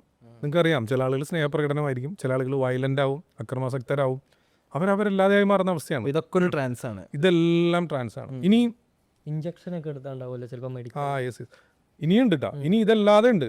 ഇനി ഉള്ളതെന്ന് വെച്ച് കഴിഞ്ഞാൽ പെട്ടെന്ന് നമുക്കൊരു ഷോക്ക് കിട്ടുമ്പോൾ, മീൻസ് ഒരു ആക്സിഡൻറ്റ് സംഭവിച്ചു, നമുക്കിപ്പോൾ ഒരാളെ വിളിക്കണം. ചിലപ്പോൾ നമുക്ക് വിളിക്കാൻ കറക്റ്റ് ആളെ ആയിരിക്കില്ല ചിലപ്പോൾ നമ്മൾ വിളിക്കുന്നത്, വെപ്രാളം കൊണ്ട് നമ്മൾ വേറെ ആളെ ആയിരിക്കും വിളിക്കുന്നത്. എന്താ ചെയ്യേണ്ടതെന്ന് അറിയാൻ പറ്റാത്ത ഒരവസ്ഥ ഉണ്ടാവും. നമ്മളുടെ വാഹനം അപകടത്തിൽപ്പെട്ടാൽ ഒക്കെ ഇത് സംഭവിക്കാം. ഇനി ഇത് മനുഷ്യരിൽ മാത്രമല്ല, അപ്പോൾ കാരണങ്ങൾ ഏറെക്കുറെ നിങ്ങൾക്ക് മനസ്സിലായി കാണുമെന്ന് വിചാരിക്കുന്നു. ഇനി അതിൻ്റെ ഇതിലേക്ക് വരാം, കൃത്യമായ പോയിന്റിലേക്ക് വരാം. ഇനി ഇത് മനുഷ്യരിൽ മാത്രമൊന്നുമല്ല, ജന്തു ജീവജാലങ്ങളിലും ഈ സംഭവം ഉണ്ട്. കാരണം പലരും ഇത് ഒരു ഡിഫൻസ് മെക്കാനിസത്തിൻ്റെ ഭാഗമായിട്ടൊക്കെയാണ് പല ജന്തുക്കളും ജീവജാലങ്ങളൊക്കെ ഇത് ഉപയോഗിക്കുന്നത്. ഇപ്പോൾ നമ്മൾ തൊട്ട് കഴിഞ്ഞാൽ ചുരുണ്ടു പോകുന്ന അട്ട പോലെയുള്ള, അല്ലെങ്കിൽ ചത്ത് കിടക്കുന്ന പാമ്പ് പോലെ, അല്ലെങ്കിൽ ഇപ്പോൾ ഈ അടുത്ത് സോഷ്യൽ മീഡിയയിൽ പ്രചരിച്ചാണ് ഒരു കിളിയെ കയ്യിൽ പിടിച്ചിരിക്കുകയാണ്, അത് ചത്തിരിക്കുന്നു. വേറൊരു കിളി അതിൻ്റെ അടുത്ത് തന്നെ ഉണ്ട്, അപ്പോൾ അതിനെയും ഇയാളിങ്ങനെ തൊടുന്ന സമയത്ത് അതും മരിച്ചു വീണു. അപ്പോൾ ഇണക്കിളി മരിച്ചു പോയി എന്നൊക്കെ പറഞ്ഞ് കോഴിനെ പിടിച്ചിട്ട് നമ്മളൊരു അതൊരു ട്രാൻസ് അല്ലേ? അതെ, കോഴീനെ, അത് നിങ്ങളുടെ വീട്ടിലുള്ള ഏത് കോഴീനെ അങ്ങനെ ചെയ്യാൻ പറ്റുന്നതാണ്. ആ ഒരു ലൈൻ ഇട്ട് കഴിഞ്ഞാൽ കോഴീനെ ഹിപ്നോട്ടിസം ചെയ്യുന്ന മെത്തേഡ്, അതൊക്കെ ശരിയാണ്. അപ്പോൾ ഇത് ഇങ്ങനെയുള്ള ഒരുപാട് കാരണങ്ങളുണ്ട് നമ്മൾ ട്രാൻസ് ഇൻഡ്യൂസ് ചെയ്യാനായിട്ട്. പലർക്കും പല വ്യത്യസ്തമായ കാരണങ്ങളായിരിക്കാം. പിന്നെ വളരെ ഇമ്പോർട്ടൻ്റ് ആയിട്ട് പറഞ്ഞു വരുന്നത്, നിങ്ങൾ ഈ അത്ഭുത രോഗശാന്തി ശുശ്രൂഷ പോലെ, അല്ലെങ്കിൽ ഏതെങ്കിലും ജ്യോത്സ്യന്മാർ, അല്ലെങ്കിൽ ഇത്തരം അത്ഭുതം പ്രവർത്തിക്കുന്നു ആൾദൈവങ്ങൾ, ഇവരുടെ വേദിയിൽ പോയാൽ നിങ്ങൾ ശ്രദ്ധിച്ചോ, ഈ പറഞ്ഞ എല്ലാ സാധനങ്ങളും അവിടെ ഉണ്ടാവും. ഈ സ്മെല്ല്, സൗണ്ട്, സ്മെല്ലുണ്ടാവും. വാദ്യോപകരണങ്ങൾ വെച്ചിട്ട് ബാക്ക്ഗ്രൗണ്ടിൽ ലൈറ്റായിട്ട് മ്യൂസിക്, അവർ കറക്റ്റ് സംസാരത്തിൻ്റെ ഫ്ലോ അനുസരിച്ചായിരിക്കും ഇവരിങ്ങനെ ആവേശം കൊള്ളിക്കാനുള്ള സംസാരം വരുന്നു, അതിന് ബാക്ക്ഗ്രൗണ്ടിൽ കറക്റ്റായിട്ട് മ്യൂസിക് കൊടുക്കും. ഇതെല്ലാം ആ സിനിമയിൽ കൃത്യമായിട്ട് കാണിക്കുന്നുണ്ട്. ഇനി അത് മാത്രമല്ല, അവിടെയും ഈ പറഞ്ഞ പോലെ എന്തെങ്കിലും നിങ്ങൾക്ക് കഴിക്കാനോ കുടിക്കാനോ തരികയാണെങ്കിലും ഒക്കെ സംഭവിക്കും ഈ സംഭവം. ഇനി നമ്മൾ ഇതിൽ ഒരു സജസ്റ്റബിലിറ്റി വളരെയധികം ഇമ്പോർട്ടൻ്റ് ആണ് കേട്ടോ. കാരണം ഇവർ ചൂഷണത്തിന് ഞാനെപ്പോഴും ഈ ചൂഷണങ്ങൾക്കെതിരെയാണ് സംസാരിക്കുന്നത്. കാരണം ഇത് എൻ്റെ മേഖല ആയതുകൊണ്ടും ഇത് ഉപയോഗിച്ച് ചൂഷണം ചെയ്യുന്നു എന്ന് ബോധ്യപ്പെടുമ്പോഴാണ് നമ്മൾ ഇടപെടാറുള്ളൂ. അതല്ലാതെ മറ്റുള്ള കാര്യത്തിലൊന്നും ഞാൻ ഇടപെടാറില്ല. കൃത്യമായ ധാരണ എനിക്കുണ്ടാവും. ഞാൻ പഠിച്ചിരിക്കുന്ന, ഇത് മനസ്സിലാക്കിയിരിക്കുന്ന ഈ മേഖല ഉപയോഗിച്ചുകൊണ്ട് തന്നെ ഞങ്ങളൊക്കെ ഇത് ഉപയോഗിക്കുന്നത് എന്തിനാ, നിങ്ങളൊന്ന് എൻ്റർടൈൻ ചെയ്യാനാണ്, ചിരിപ്പിക്കാനാണ്, രസിപ്പിക്കാനാണ്, സന്തോഷിപ്പിക്കാനാണ്. പക്ഷെ അവരുപയോഗിക്കുന്നത് അങ്ങനെയല്ല. കാരണം എന്താ വെച്ച് കഴിഞ്ഞാൽ ഇവരുടെ ചൂഷണത്തിന് ഇരയാവുന്നത്, ഇത്തരം കാര്യങ്ങളിൽ പോയി പെട്ടുപോകുന്നതും സാമ്പത്തികമായിട്ട് ഒരുപാട് പിന്നോക്കം നിൽക്കുന്നതാണ്, രോഗം കൊണ്ട് ബുദ്ധിമുട്ടുന്ന, വീട്ടിൽ മാനസികമായ ഒരുപാട് പ്രശ്നങ്ങളുള്ള ആളുകളാണ് ഇവരുടെ വലയിൽ. ഈ 3 കാരണങ്ങളാണ് വലയിൽ പോയി പെടുന്നത്. പിന്നെ പല മെത്തേഡുകളുണ്ട്. അപ്പോൾ ഇതെല്ലാം അവർ എന്താ പറയുക ഒരുക്കി വെക്കുകയും ചെയ്യും വരുന്ന ആളുകളെ. ഇപ്പോൾ ഹോട്ട് റീഡിങ്, കോൾഡ് റീഡിങ്, അങ്ങനെയുള്ള പല മെത്തേഡുകളുണ്ട്. ഇതൊക്കെ പലർക്കും തെറ്റായ ധാരണ, മസിൽ റീഡിങ് അങ്ങനെയൊക്കെയുള്ള കാര്യങ്ങൾ. ഇത് നമുക്ക് സ്റ്റേജിലൊന്നും ഇതിനൊന്നും വലിയ സാധ്യതകളൊന്നുമില്ല, ഒരു 10-20% മാത്രമേ ഉള്ളൂ. പക്ഷേ കൃത്യമായ വിവരങ്ങൾ മുൻകൂട്ടി മനസ്സിലാക്കിക്കൊണ്ട്, അതിന് ഒരുപാട് ട്രിക്കുകളുണ്ട്. കൃത്യമായ വിവരങ്ങൾ മുൻകൂട്ടി മനസ്സിലാക്കിക്കൊണ്ട് ഇവർ വന്ന് മുൻപിലിരിക്കുമ്പോൾ ഇവരുടെ കാര്യങ്ങൾ അങ്ങോട്ട് പറഞ്ഞു കൊടുക്കുന്ന ഒരു മെത്തേഡുകളാണത്. അതിന് പല കാര്യങ്ങളാണ്. ഇപ്പം ഞാൻ പറഞ്ഞല്ലോ, ഒരുപാട് വർഷങ്ങൾക്ക് മുമ്പ് ഇതൊക്കെ ഞാൻ പോയി പരീക്ഷിച്ചിട്ടുണ്ട്. അപ്പോൾ എന്താ വെച്ചാൽ നമ്മളുടെ അടുത്തിരിക്കുന്ന ഒരാൾ, പ്രശ്നപരിഹാരത്തിനായിട്ട് തന്നെ വന്നിരിക്കുന്ന ഒരാൾ എന്നുള്ള നിലയ്ക്ക് നമ്മുടെ അടുത്തിരുന്നിട്ട് എവിടെ വീട്, അപ്പോൾ എന്താണ് സ്ഥലം, എന്ത് പറ്റി, ഞാനും മറ്റേ വലിയ പ്രശ്നത്തിലാണ്, ഞാൻ പുള്ളിയെ കണ്ടു കഴിഞ്ഞാൽ മാറും എന്ന് അറിഞ്ഞിട്ട് വന്നതാണെന്ന് പറഞ്ഞ് ഇവർ തമ്മിൽ പരസ്പരം സംസാരിക്കും. എന്നിട്ട് എനിക്ക് മുമ്പ് കയറുന്നത് അവരായിരിക്കും. ഫുൾ ഡീറ്റെയിൽസ് കിട്ടിയോ അവർക്ക്? കിട്ടിയില്ലേ? ഇപ്പം ഇങ്ങനെയുള്ള മെത്തേഡുകളാണിത്. പലതും ഇവർ അപ്ലൈ ചെയ്യുന്നുണ്ട്, ഇങ്ങനെയുള്ള ഒരുപാട് കാര്യങ്ങൾ. പിന്നെ വളരെ ഇമ്പോർട്ടൻ്റ് ആയിട്ടെന്ന് വെച്ച് കഴിഞ്ഞാൽ ഇവരുടെ സംസാര രീതിയാണ്. അത് ഞങ്ങളും അങ്ങനത്തെ ഒരു സംസാര രീതിയാണ് ഞങ്ങളും സ്റ്റേജിൽ എൻ്റർടൈൻ ചെയ്യിക്കാൻ, ചിരിപ്പിക്കാൻ ഉപയോഗിക്കുന്നത്, അല്ലെങ്കിൽ അത്ഭുതപ്പെടുത്താൻ ഉപയോഗിക്കുന്നത്. ഇപ്പോൾ നിങ്ങളുടെ അടുത്ത് ഇങ്ങനെ പറയുകയാണ്, അതായത് ഞാൻ ഇത് മുൻപുള്ള ഒരു ഇൻ്റർവ്യൂവിൽ പറഞ്ഞാണ്, സെയിം കാര്യം തന്നെ പറയാം. എന്നാൽ ആ ഒരു ഉദാഹരണം പറഞ്ഞാലാണ് പ്രേക്ഷകർക്ക് പെട്ടെന്ന് കണക്ട് ചെയ്യാനും അല്ലെങ്കിൽ മനസ്സിലാക്കാനും സാധിക്കുള്ളൂ. നിങ്ങളുടെ വീടിൻ്റെ വലതുവശത്താണോ ഇടതുവശത്താണോ എന്നറിയില്ല, ഒരു മരം ഇങ്ങനെ പറയുമ്പോൾ തന്നെ വലതുവശത്താണ് എന്ന് പറയും. അപ്പം എൻ്റെ ആ ഒരു ശൈലി ഉണ്ടല്ലോ, എങ്ങനെയാണ് ഞാനിങ്ങനെ നിന്നിട്ട്, നിങ്ങളുടെ വീടിൻ്റെ ഏത് ഭാഗത്താണ് മരം? വലതുവശത്ത്. ഇത് കൃത്യമായിട്ട് നിങ്ങളുടെ ബ്രെയിനിന് മനസ്സിലായി. കാരണം ഞാനൊരു ചോദ്യം ചോദിച്ചാണ് നിങ്ങളാണ് അതിന് ആൻസർ ചെയ്തത്. പക്ഷെ ഞാൻ ആദ്യം ഉപയോഗിച്ച ശൈലി നിങ്ങളുടെ ബ്രെയിനിൽ എന്താ ഉള്ളതെന്നറിയോ? ഞാൻ പറഞ്ഞുതരാം, ശ്രദ്ധിക്കുക. ഞാൻ എന്താ വെച്ചാൽ, ഞാൻ ചോദ്യമായിട്ടല്ല ചോദിക്കുന്നത്. നിങ്ങളുടെ വീടിൻ്റെ വലതുവശത്താണോ ഇടതുവശത്താണോ ഒരു മരം? അപ്പോൾ എനിക്കറിയാം, ഒന്നും കൂടെ ഒന്ന് ഉറപ്പിക്കാൻ വേണ്ടി നിങ്ങളുടെ അടുത്ത് ചോദിച്ചു എന്നുള്ളൊരു സാധനം നിങ്ങളുടെ ബ്രെയിനിലിരിക്കുന്നത്. അപ്പോൾ നിങ്ങളത് ആൻസർ ചെയ്യണം, വലതുവശത്ത്. വലതുവശത്ത്. അതിന് ഞാൻ വലിയ ഇമ്പോർട്ടൻസ് കൊടുത്തില്ല. വലതുവശത്ത്. അതിപ്പോൾ ഈ അടുത്ത് മുറിച്ചോ അതോ മുറിച്ചു. അതാണ് പ്രശ്നം. ഇവിടെ കാണുന്ന അതാണ്. ആക്ച്വലി നിങ്ങളുടെ ബ്രെയിനിൽ എന്താ ഉള്ളതെന്നറിയോ? എൻ്റെ വീടിൻ്റെ വലതുവശത്ത് ഒരു മരമുണ്ടെന്നും അത് മുറിച്ചു എന്നും പുള്ളി പറഞ്ഞു എന്നുള്ളതേ ഇത് കഴിഞ്ഞ് ഈ കോൺവെർസേഷൻ ഫുൾ കഴിഞ്ഞ് പുറത്തിറങ്ങുമ്പോൾ നിങ്ങളുടെ ബ്രെയിനിൽ ഉണ്ടാവുള്ളൂ. നിങ്ങൾ പോയി ഇതൊരു 10 പേരുടെ അടുത്ത് പറയുമോ? നിങ്ങൾ പറയുന്നത് എന്തായിരിക്കും? എൻ്റെ വീടിൻ്റെ വലതുവശത്ത് ഒരു മരം ഉണ്ടായെന്ന് കൃത്യമായിട്ട് പറഞ്ഞു, അത് മുറിച്ചെന്നും പറഞ്ഞു. ഇങ്ങനെയായിരിക്കും നിങ്ങൾ പോയി മൗത്ത് പബ്ലിസിറ്റിയിൽ പോകുന്നത്, ഇങ്ങനെയായിരിക്കും. അപ്പോൾ അത് കേൾക്കുന്ന ഒരാളെന്താ ഇമാജിനേഷൻ എന്താ, അയാൾ കൃത്യമായിട്ട് പറഞ്ഞു. അങ്ങനെയുള്ള ആളുകളായിരിക്കും ഞങ്ങളെപ്പോലെയുള്ള ആളുകളുടെ അടുത്തൊന്നും തർക്കിക്കുന്നത്. നീ പറയുന്നത് തെറ്റാണ്, ഞങ്ങൾ കൃത്യമായിട്ട് എൻ്റെ സുഹൃത്ത് പോയപ്പോൾ പറഞ്ഞാണ് അവൻ്റെ വീടിൻ്റെ വലതുവശത്ത് മരം ഉണ്ടെന്നും അത് മുറിച്ചെന്നും അയാൾ പറഞ്ഞത്. അതെങ്ങനെ പറഞ്ഞു? അപ്പോൾ നമ്മളാകെ മനസ്സിലായില്ല. അപ്പം ഇതാണ് യഥാർത്ഥത്തിൽ സംഭവിക്കുന്നത്. അപ്പം ഞാൻ ഇങ്ങനെയുള്ള ആളുകളുടെ അടുത്ത് പറഞ്ഞു കൊടുക്കാറില്ല. നിങ്ങൾ അത്തരത്തിലുള്ള ഒരാളുടെ അടുത്ത് പോവുകയാണെങ്കിൽ തീർച്ചയായിട്ടും നിങ്ങളൊരു മൊബൈൽ ഫോണിൽ ഇന്ന് സാങ്കേതിക വിദ്യ ഒരുപാട് പുരോഗമിച്ച് ഈ കാലഘട്ടത്തിൽ എല്ലാവരുടെ കയ്യിലും മൊബൈലും റെക്കോർഡും കാര്യങ്ങളൊക്കെ ഉണ്ട്. നിങ്ങൾ ഫുൾ റെക്കോർഡ് ഓൺ ആക്കിയിട്ടിട്ട് കയറൂ, അത് ഫുൾ റെക്കോർഡ് ചെയ്യും അവരറിയാതെ. എന്നിട്ട് തിരിച്ചിറങ്ങി വന്നിട്ട് വളരെ സമാധാനമായിട്ട് വീട്ടിൽ പോയിരുന്ന് കേൾക്ക്. എന്നിട്ട് ഇത് ആരാണ് ചോദ്യം ചോദിച്ചത്, ആരാണ് മറുപടി പറഞ്ഞതെന്ന് നിങ്ങൾ പറ. അപ്പോൾ അങ്ങനെ പറയുമ്പോഴാണ് ഇത് കൃത്യമായ വ്യക്തത അതിന് കിട്ടുള്ളൂ. ഞാൻ എപ്പോഴും പറയാൻ ഉദ്ദേശിക്കുന്ന കാര്യത്രേ ഉള്ളൂ. ഒരാളുടെ മനസ്സിലുള്ള കാര്യങ്ങൾ നിങ്ങളിപ്പോൾ ഒരു കാര്യം മനസ്സിൽ വിചാരിച്ചിട്ടുണ്ടെങ്കിൽ അത് ഒരാൾക്കും പറയാൻ സാധിക്കില്ല. പക്ഷേ ഇതേ രീതിയിലുള്ള കുറച്ച് കാര്യങ്ങൾ നമ്മൾ അങ്ങോട്ട് ഇട്ട് കൊടുത്തുകൊണ്ട്, അത് ഇട്ടെടുക്കുക എന്ന് പറയും, നമ്മൾ അങ്ങോട്ട് ഇട്ട് കൊടുത്തുകൊണ്ട് നമ്മൾ ചോദിച്ച് ഞങ്ങളും അങ്ങനെ തന്നെയാണ് ചെയ്യുന്നത്. ഇപ്പോൾ ഒരു മെൻ്റലിസം വേദിയിൽ ഇപ്പോൾ നിങ്ങൾ വന്നിട്ട് പറയുകയാണ്, ഞാനൊരു കാര്യം മനസ്സിൽ വിചാരിച്ചു ഒന്ന് പറഞ്ഞെന്ന് പറഞ്ഞാൽ എൻ്റെ ഷോയിലുള്ളൊരു കാര്യമേ അല്ല, അത് നടക്കില്ല, എനിക്ക് പറയാൻ പറ്റില്ല, മറ്റാർക്കും പറയാൻ സാധിക്കില്ല. ഞാനൊരു കാര്യം മനസ്സിൽ വിചാരിച്ചിട്ടൊന്ന് പറഞ്ഞെന്ന് പറയാം. പക്ഷെ അങ്ങനെയല്ല, ഞാനൊരു കാര്യം അങ്ങോട്ട് നിർദ്ദേശം കൊടുത്തിട്ട് നിങ്ങളൊരു കാര്യം മനസ്സിൽ വിചാരിക്കാൻ പറയുകയാണ്. എന്നിട്ട് ഞാൻ കുറേ ചോദ്യങ്ങൾ ചോദിക്കുകയാണ്. ആ ചോദ്യങ്ങളിലൂടെ ഞാനത് മനസ്സിലാക്കി എടുത്തിട്ട് നമ്മൾ അവതരിപ്പിക്കുന്നു. അങ്ങനെയുള്ളൊരു കല മാത്രമാണത്. മൈൻഡ് റീഡ് ചെയ്ത ഒരു എഫക്റ്റാണ് ഇന്ത്യൻ്റെ. അതായത് മൈൻഡ് റീഡ് ചെയ്യുന്നു എന്നുള്ളൊരു കോൺസെപ്റ്റ് മാത്രമാണ്. അങ്ങനെയാണ് ഈ കല, അതായത് അങ്ങനെ അവതരിപ്പിക്കുന്ന ഒരു കല മാത്രമാണത്. പല ആളുകൾക്ക് ഇപ്പോഴും പേടിയാണ്. ഇപ്പോൾ ഗൾഫിലൊക്കെ പോയി കഴിഞ്ഞ് കഴിഞ്ഞാൽ സ്ത്രീകളൊന്നും എൻ്റെ അടുത്ത് വരില്ല. എത്ര ക്ലാസ് കൊടുത്താലും അവരിത് ഇങ്ങനെയൊക്കെ പോകും, മുഖം മറിച്ച്. എന്താ അങ്ങനെ പോണേ? അല്ല, കണ്ണിൽ നോക്കി എല്ലാം പറയൂലേന്ന്. എൻ്റെ ഫ്രണ്ട്സ് തന്നെ ഉണ്ടാവില്ല. ഇപ്പോൾ പുള്ളിക്കാരൻ എന്നെങ്ങനെ സസ്പെക്ട് ചെയ്യുന്നതാവുമല്ലോ, ഞാൻ എന്താണ് ചിന്തിക്കണത് എന്നുള്ള കുറേ കാലമായിട്ടുള്ള പേഴ്സണൽ ലൈഫിൽ എങ്ങനെയാണെങ്കിലും. അല്ല, അത് നമ്മൾ അതിന് കണക്കാക്കിയിരുന്നു കഴിഞ്ഞാൽ, ഞാൻ പറഞ്ഞില്ല, നമ്മളിപ്പോൾ ഒരു ബോഡി ലാംഗ്വേജ് വെച്ചിട്ടാണെങ്കിൽ ഇങ്ങനെയുള്ള കാര്യങ്ങളൊക്കെ വെച്ചിട്ട് നമുക്കൊരു സാധ്യതയാണത്. കൃത്യമായ സംഭവങ്ങളൊന്നുമില്ല, അതൊരു എക്സ്പീരിയൻസ് ആണ്. നമ്മളുടെ ഒരുപാട് ആളുകളെ ഒബ്സർവ് ചെയ്ത് ഒരുപാട് ജീവിതങ്ങളും ഇതും കണ്ട് യാത്ര ചെയ്ത് മനസ്സിലാക്കിയ ആളുകളെ, ഇപ്പോൾ നിങ്ങളെ കണ്ടു കഴിഞ്ഞാൽ നിങ്ങളുടെ ഏകദേശം സ്വഭാവം എന്താണെന്നുള്ളത് ഇതിനു മുൻപ് ഞാൻ കണ്ടിട്ടുള്ള നിങ്ങളെപ്പോലെയുള്ള ഒരുപാട് ആളുകളെ വെച്ചിട്ട് എനിക്ക് സംസാരിക്കാൻ പറ്റും. അങ്ങനെ പെട്ടെന്ന് തന്നെ ബ്രെയിൻ പ്രോസസ്സ് ചെയ്ത് എനിക്ക് പറഞ്ഞു എന്ന് പറയുന്ന അത് എക്സ്പീരിയൻസ് ആണത്. എന്ന് കരുതി ഇതിനൊന്നും മെൻ്റലിസമായിട്ട് യാതൊരു ബന്ധമൊന്നുമില്ല. അത് വേറൊരു മേഖലയാണത്. മെൻ്റലിസം സ്റ്റേജിൽ അവതരിപ്പിക്കാൻ ഇതിൻ്റെ ഒന്നും ആവശ്യമില്ല. അപ്പോൾ അത് പല ആളുകൾ അത് തെറ്റായ രീതിയിൽ എടുക്കുന്നു. ഇന്നിപ്പോൾ എല്ലാ മെൻ്റലിസ്റ്റ് എന്നുള്ള ടൈറ്റിൽ വരുന്ന ആളുകളൊക്കെ ഈ വിഷയങ്ങൾ തന്നെ സംസാരിക്കുന്നു. ഞാൻ പലപ്പോഴും പറയാറുണ്ട്, ഇതൊന്നും നിങ്ങളുടെ മാനസിക പ്രശ്നങ്ങളൊന്നും വന്നിട്ട് ഇങ്ങനെയുള്ള ആളുകളുടെ അടുത്ത് പറയരുത്. അതിന് അനുവാദമുള്ള ആളുകളുണ്ട്. ഇപ്പോൾ സൈക്കാട്രിസ്റ്റിൻ്റെ അടുത്തോ അല്ലെങ്കിൽ കൗൺസിലിംഗ് ഒക്കെ ചെയ്യുന്ന സൈക്കോളജിസ്റ്റിൻ്റെ അടുത്തോ ഒക്കെ പോയിട്ടാണ് നിങ്ങൾ ഇങ്ങനെയുള്ള കാര്യങ്ങൾ പറയാൻ പാടുള്ളൂ. അല്ലാതെ ഒരു മെൻ്റലിസ്റ്റിൻ്റെ അടുത്ത് വന്നിട്ട് പറയാൻ പാടില്ല. എൻ്റെ അടുത്ത് ഒരുപാട് ആളുകൾ ഇങ്ങനെ വരാറുണ്ട്. അപ്പോഴും ഞാൻ പറയാറുണ്ട്, ഒരു ഫ്രണ്ട്ഷിപ്പിൻ്റെ പുറത്ത് നമുക്ക് എന്തെങ്കിലും ഒരു നിർദ്ദേശം പറഞ്ഞു തരാം, ഒരു ടിപ്സ് പറഞ്ഞു തരാം എന്നല്ലാതെ മറ്റേതെങ്കിലും ഒരു നമുക്ക് പരിചയമുള്ള ആരെങ്കിലും ഞാൻ അങ്ങോട്ട് പോകാൻ പറഞ്ഞു വിടുകയാണ് നമ്മൾ ചെയ്യാറ്. അതല്ലാതെ നമ്മളങ്ങനെ എടുക്കാറില്ല. അത് പാടില്ല, അത് അങ്ങനെ ചെയ്യാൻ പാടില്ല. അത് തെറ്റായൊരു ധാരണയാണ്, അത് തെറ്റിദ്ധരിപ്പിക്കലാണ്. ഒരിക്കലും അങ്ങനെ ചെയ്യാൻ പാടില്ല. ഓക്കെ. അപ്പോൾ ഈ ട്രാൻസ് ഇൻഡേഴ്സിൻ്റെ കാര്യം പറഞ്ഞല്ലോ, അപ്പോൾ ലോകത്തിലുള്ള എലീറ്റ്സ് അല്ലെങ്കിൽ ഗവൺമെൻറ്റ്സ്, ബിഗ് ഓർഗനൈസേഷൻസിന് ആൾക്കാരെ ഇങ്ങനെ മാനിപ്പുലേറ്റ് ചെയ്യാനുള്ള ഒരു പോസിബിലിറ്റി ഉണ്ടല്ലോ, അതല്ല പറഞ്ഞത്? അല്ല, അത് കുറച്ച് സമയത്തേക്കല്ലേ ഉള്ളൂ. അത് അങ്ങനെ നീണ്ടു നിൽക്കുന്ന ഒരു പ്രോസസ്സ് അല്ലല്ലോ. അത് കുറച്ച് സമയത്തേക്കാണ്. അതിൽ ഈ പറഞ്ഞ പോലെ അന്ധമായ വിശ്വാസം വെച്ച് ഞാൻ പറഞ്ഞു, ഹൈലി സജസ്റ്റബിൾ ആയിട്ടുള്ള ആളുകളുണ്ട്. ഇത്തരം ഇവരുടെയൊക്കെ വേദികളിൽ എന്തോ അത്ഭുതം സംഭവിക്കുമെന്ന് വിചാരിച്ചു പോകുന്ന ആളുകളെ സംബന്ധിച്ചിടത്തോളം അവിടെ ഇപ്പോൾ നിങ്ങളിപ്പോൾ എൻ്റെ അടുത്ത് വന്നിരിക്കുകയാണ്, ഞാനൊരു സിദ്ധനായിട്ടിരിക്കുന്ന ഒരാളാണ്. നിങ്ങൾ എൻ്റെ അടുത്ത് വന്നിരിക്കുന്നത് നിങ്ങളുടെ ഒരു പ്രശ്ന പരിഹാരത്തിനാണ്. അപ്പോൾ ഒരു സജസ്റ്റബിലിറ്റി എന്ന് പറയും, മീൻസ് റെഡിയാണ്. നിങ്ങളുടെ സുഹൃത്ത് പറഞ്ഞിരിക്കുന്നത് അവിടെ പോയ എല്ലാ പ്രശ്നവും തീരും, പുള്ളി ഭയങ്കര സിദ്ധനാണ്, അത്ഭുത സിദ്ധിയുള്ള ആളാണെന്നാണ്. നിങ്ങൾ എൻ്റെ അടുത്ത് വന്നാൽ ഞാൻ ചോദിക്കുന്ന എല്ലാ ചോദ്യങ്ങളും നിങ്ങളുടെ ആ പ്രശ്നം മനസ്സിലാക്കാൻ അല്ലെങ്കിൽ നിങ്ങളുടെ പ്രശ്നം പരിഹരിക്കാൻ അദ്ദേഹത്തിൻ്റെ അത്ഭുത സിദ്ധി വർക്ക് ചെയ്യുന്നതാണ് എന്നായിരിക്കും നിങ്ങളുടെ ബ്രെയിനിൽ ഉള്ളത്. ഇപ്പോൾ നിങ്ങൾ എൻ്റെ മുമ്പിൽ വന്നിരിക്കുമ്പോൾ തന്നെ ഇവിടെ കുറേ കോഴിമുട്ടയിൽ എന്തെങ്കിലും എഴുതിയിട്ടുണ്ടാവും, അല്ലെങ്കിൽ ചെറിയ തകിട് പോലെയുള്ള സാധനങ്ങളിൽ എന്തൊക്കെയോ നമുക്ക് മനസ്സിലാകാത്ത കാര്യങ്ങളൊക്കെ നക്ഷത്രമൊക്കെ വരച്ച് അതിനകത്ത് പല കാര്യങ്ങളും അവിടെ ഉണ്ടാവും. ഇതെല്ലാം എന്തൊക്കെയോ ആണ് എന്നുള്ളൊരു ധാരണ നിങ്ങൾക്ക് കിട്ടി. എന്നിട്ട് നിങ്ങളുടെ അടുത്തൊരു പേപ്പറിൽ പേരെന്താ, പേര് പറഞ്ഞു, എന്തോ അത്ഭുതം പ്രവർത്തിക്കാനാണ് എന്നുള്ള ധാരണയാണ് നിങ്ങൾക്ക്. ഓക്കെ, അമ്മയുടെ പേരെന്താ, നക്ഷത്രം എന്താ, ഇനിയൊരു കളം വരച്ചിട്ട് ഇതിൽ എവിടെയെങ്കിലും തൊട്ടെ, ഇങ്ങനെയുള്ള ഒരുപാട് കാര്യങ്ങൾ പറയും. ഇതെല്ലാം നിങ്ങളുടെ ബ്രെയിൻ എന്താ പറയുന്നത്, ഇതിപ്പോൾ പ്രശ്നം പരിഹരിക്കാനാണ്, എന്തോ അത്ഭുതം ചെയ്യാനാണ്, നിങ്ങളുടെ കാര്യമാണ്. നമ്പറൊക്കെ ചോദിക്കും. ഞാൻ പണ്ട് പോയിട്ടുണ്ട്. അന്നൊരാൾ എൻ്റെ അടുത്ത് കാൽക്കുലേറ്റർ എടുത്തിട്ട് ഒരു നമ്പർ പറയുന്നതായിരുന്നു. എന്നിട്ട് മൂപ്പര് കാൽക്കുലേറ്ററിൽ അടിച്ചു. എന്തിനാ എനിക്കൊന്നും അറിയില്ല. അതന്നെ. അപ്പോൾ ഇതെല്ലാം ഈ അത്ഭുത സിദ്ധി പ്രവർത്തിക്കാനാണ് എന്നുള്ളൊരു ധാരണയാണ്. അപ്പോൾ ഇതിന് നേരത്തെ പറഞ്ഞ രീതിയിൽ ഇങ്ങനെ ആളുകളെ ഒരു പ്രോഗ്രാം ചെയ്ത് നിർത്തിയിരിക്കുന്ന ആളുകളെ നമുക്കിന്ന് നമ്മുടെ സമൂഹത്തിൽ കാണാൻ സാധിക്കും.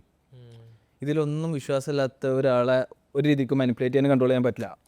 പക്ഷെ അയാൾ ഈ ഒരു സ്പിരിച്വൽ അല്ലെങ്കിൽ ഈ ഒരു ട്രാൻസ് സ്റ്റേറ്റിലോട്ട് പോകാനുള്ള ഒരു വൈബിൾ റൂമിലോട്ട് പോയി അവിടെ നിന്ന് ഇങ്ങനെ ഒരു അങ്ങനെ ട്രാൻസ് സ്റ്റേറ്റിലേക്കൊക്കെ കൊണ്ടുപോകാൻ സാധിക്കും. പക്ഷെ എന്ന് കരുതിയിട്ട് അവർ ഈ പറഞ്ഞ ഇത്തരക്കാരുടെ വലയിലൊന്നും പോയി വീഴുകയോ അല്ലെങ്കിൽ അവരെ കൊണ്ട് മറ്റെന്തെങ്കിലും ചെയ്യിപ്പിക്കാൻ സാധിക്കുകയോ ഒന്നും നടക്കുന്ന കാര്യമല്ല. കാരണം എന്താ വെച്ചാൽ ലോജിക്കലായിട്ട് ചിന്തിക്കുന്ന ആളുകളുണ്ട്. കാരണം ഇപ്പോൾ അപ്പോൾ അവർക്കറിയാം ഇത് എന്നെ മയക്കാനാണ് അല്ലെങ്കിൽ എന്നെ ആ രീതിയിൽ കൊണ്ടുപോകാനാണ് ഇവർ ചെയ്യുന്നത് എന്ന് ധാരണയുണ്ടാവും.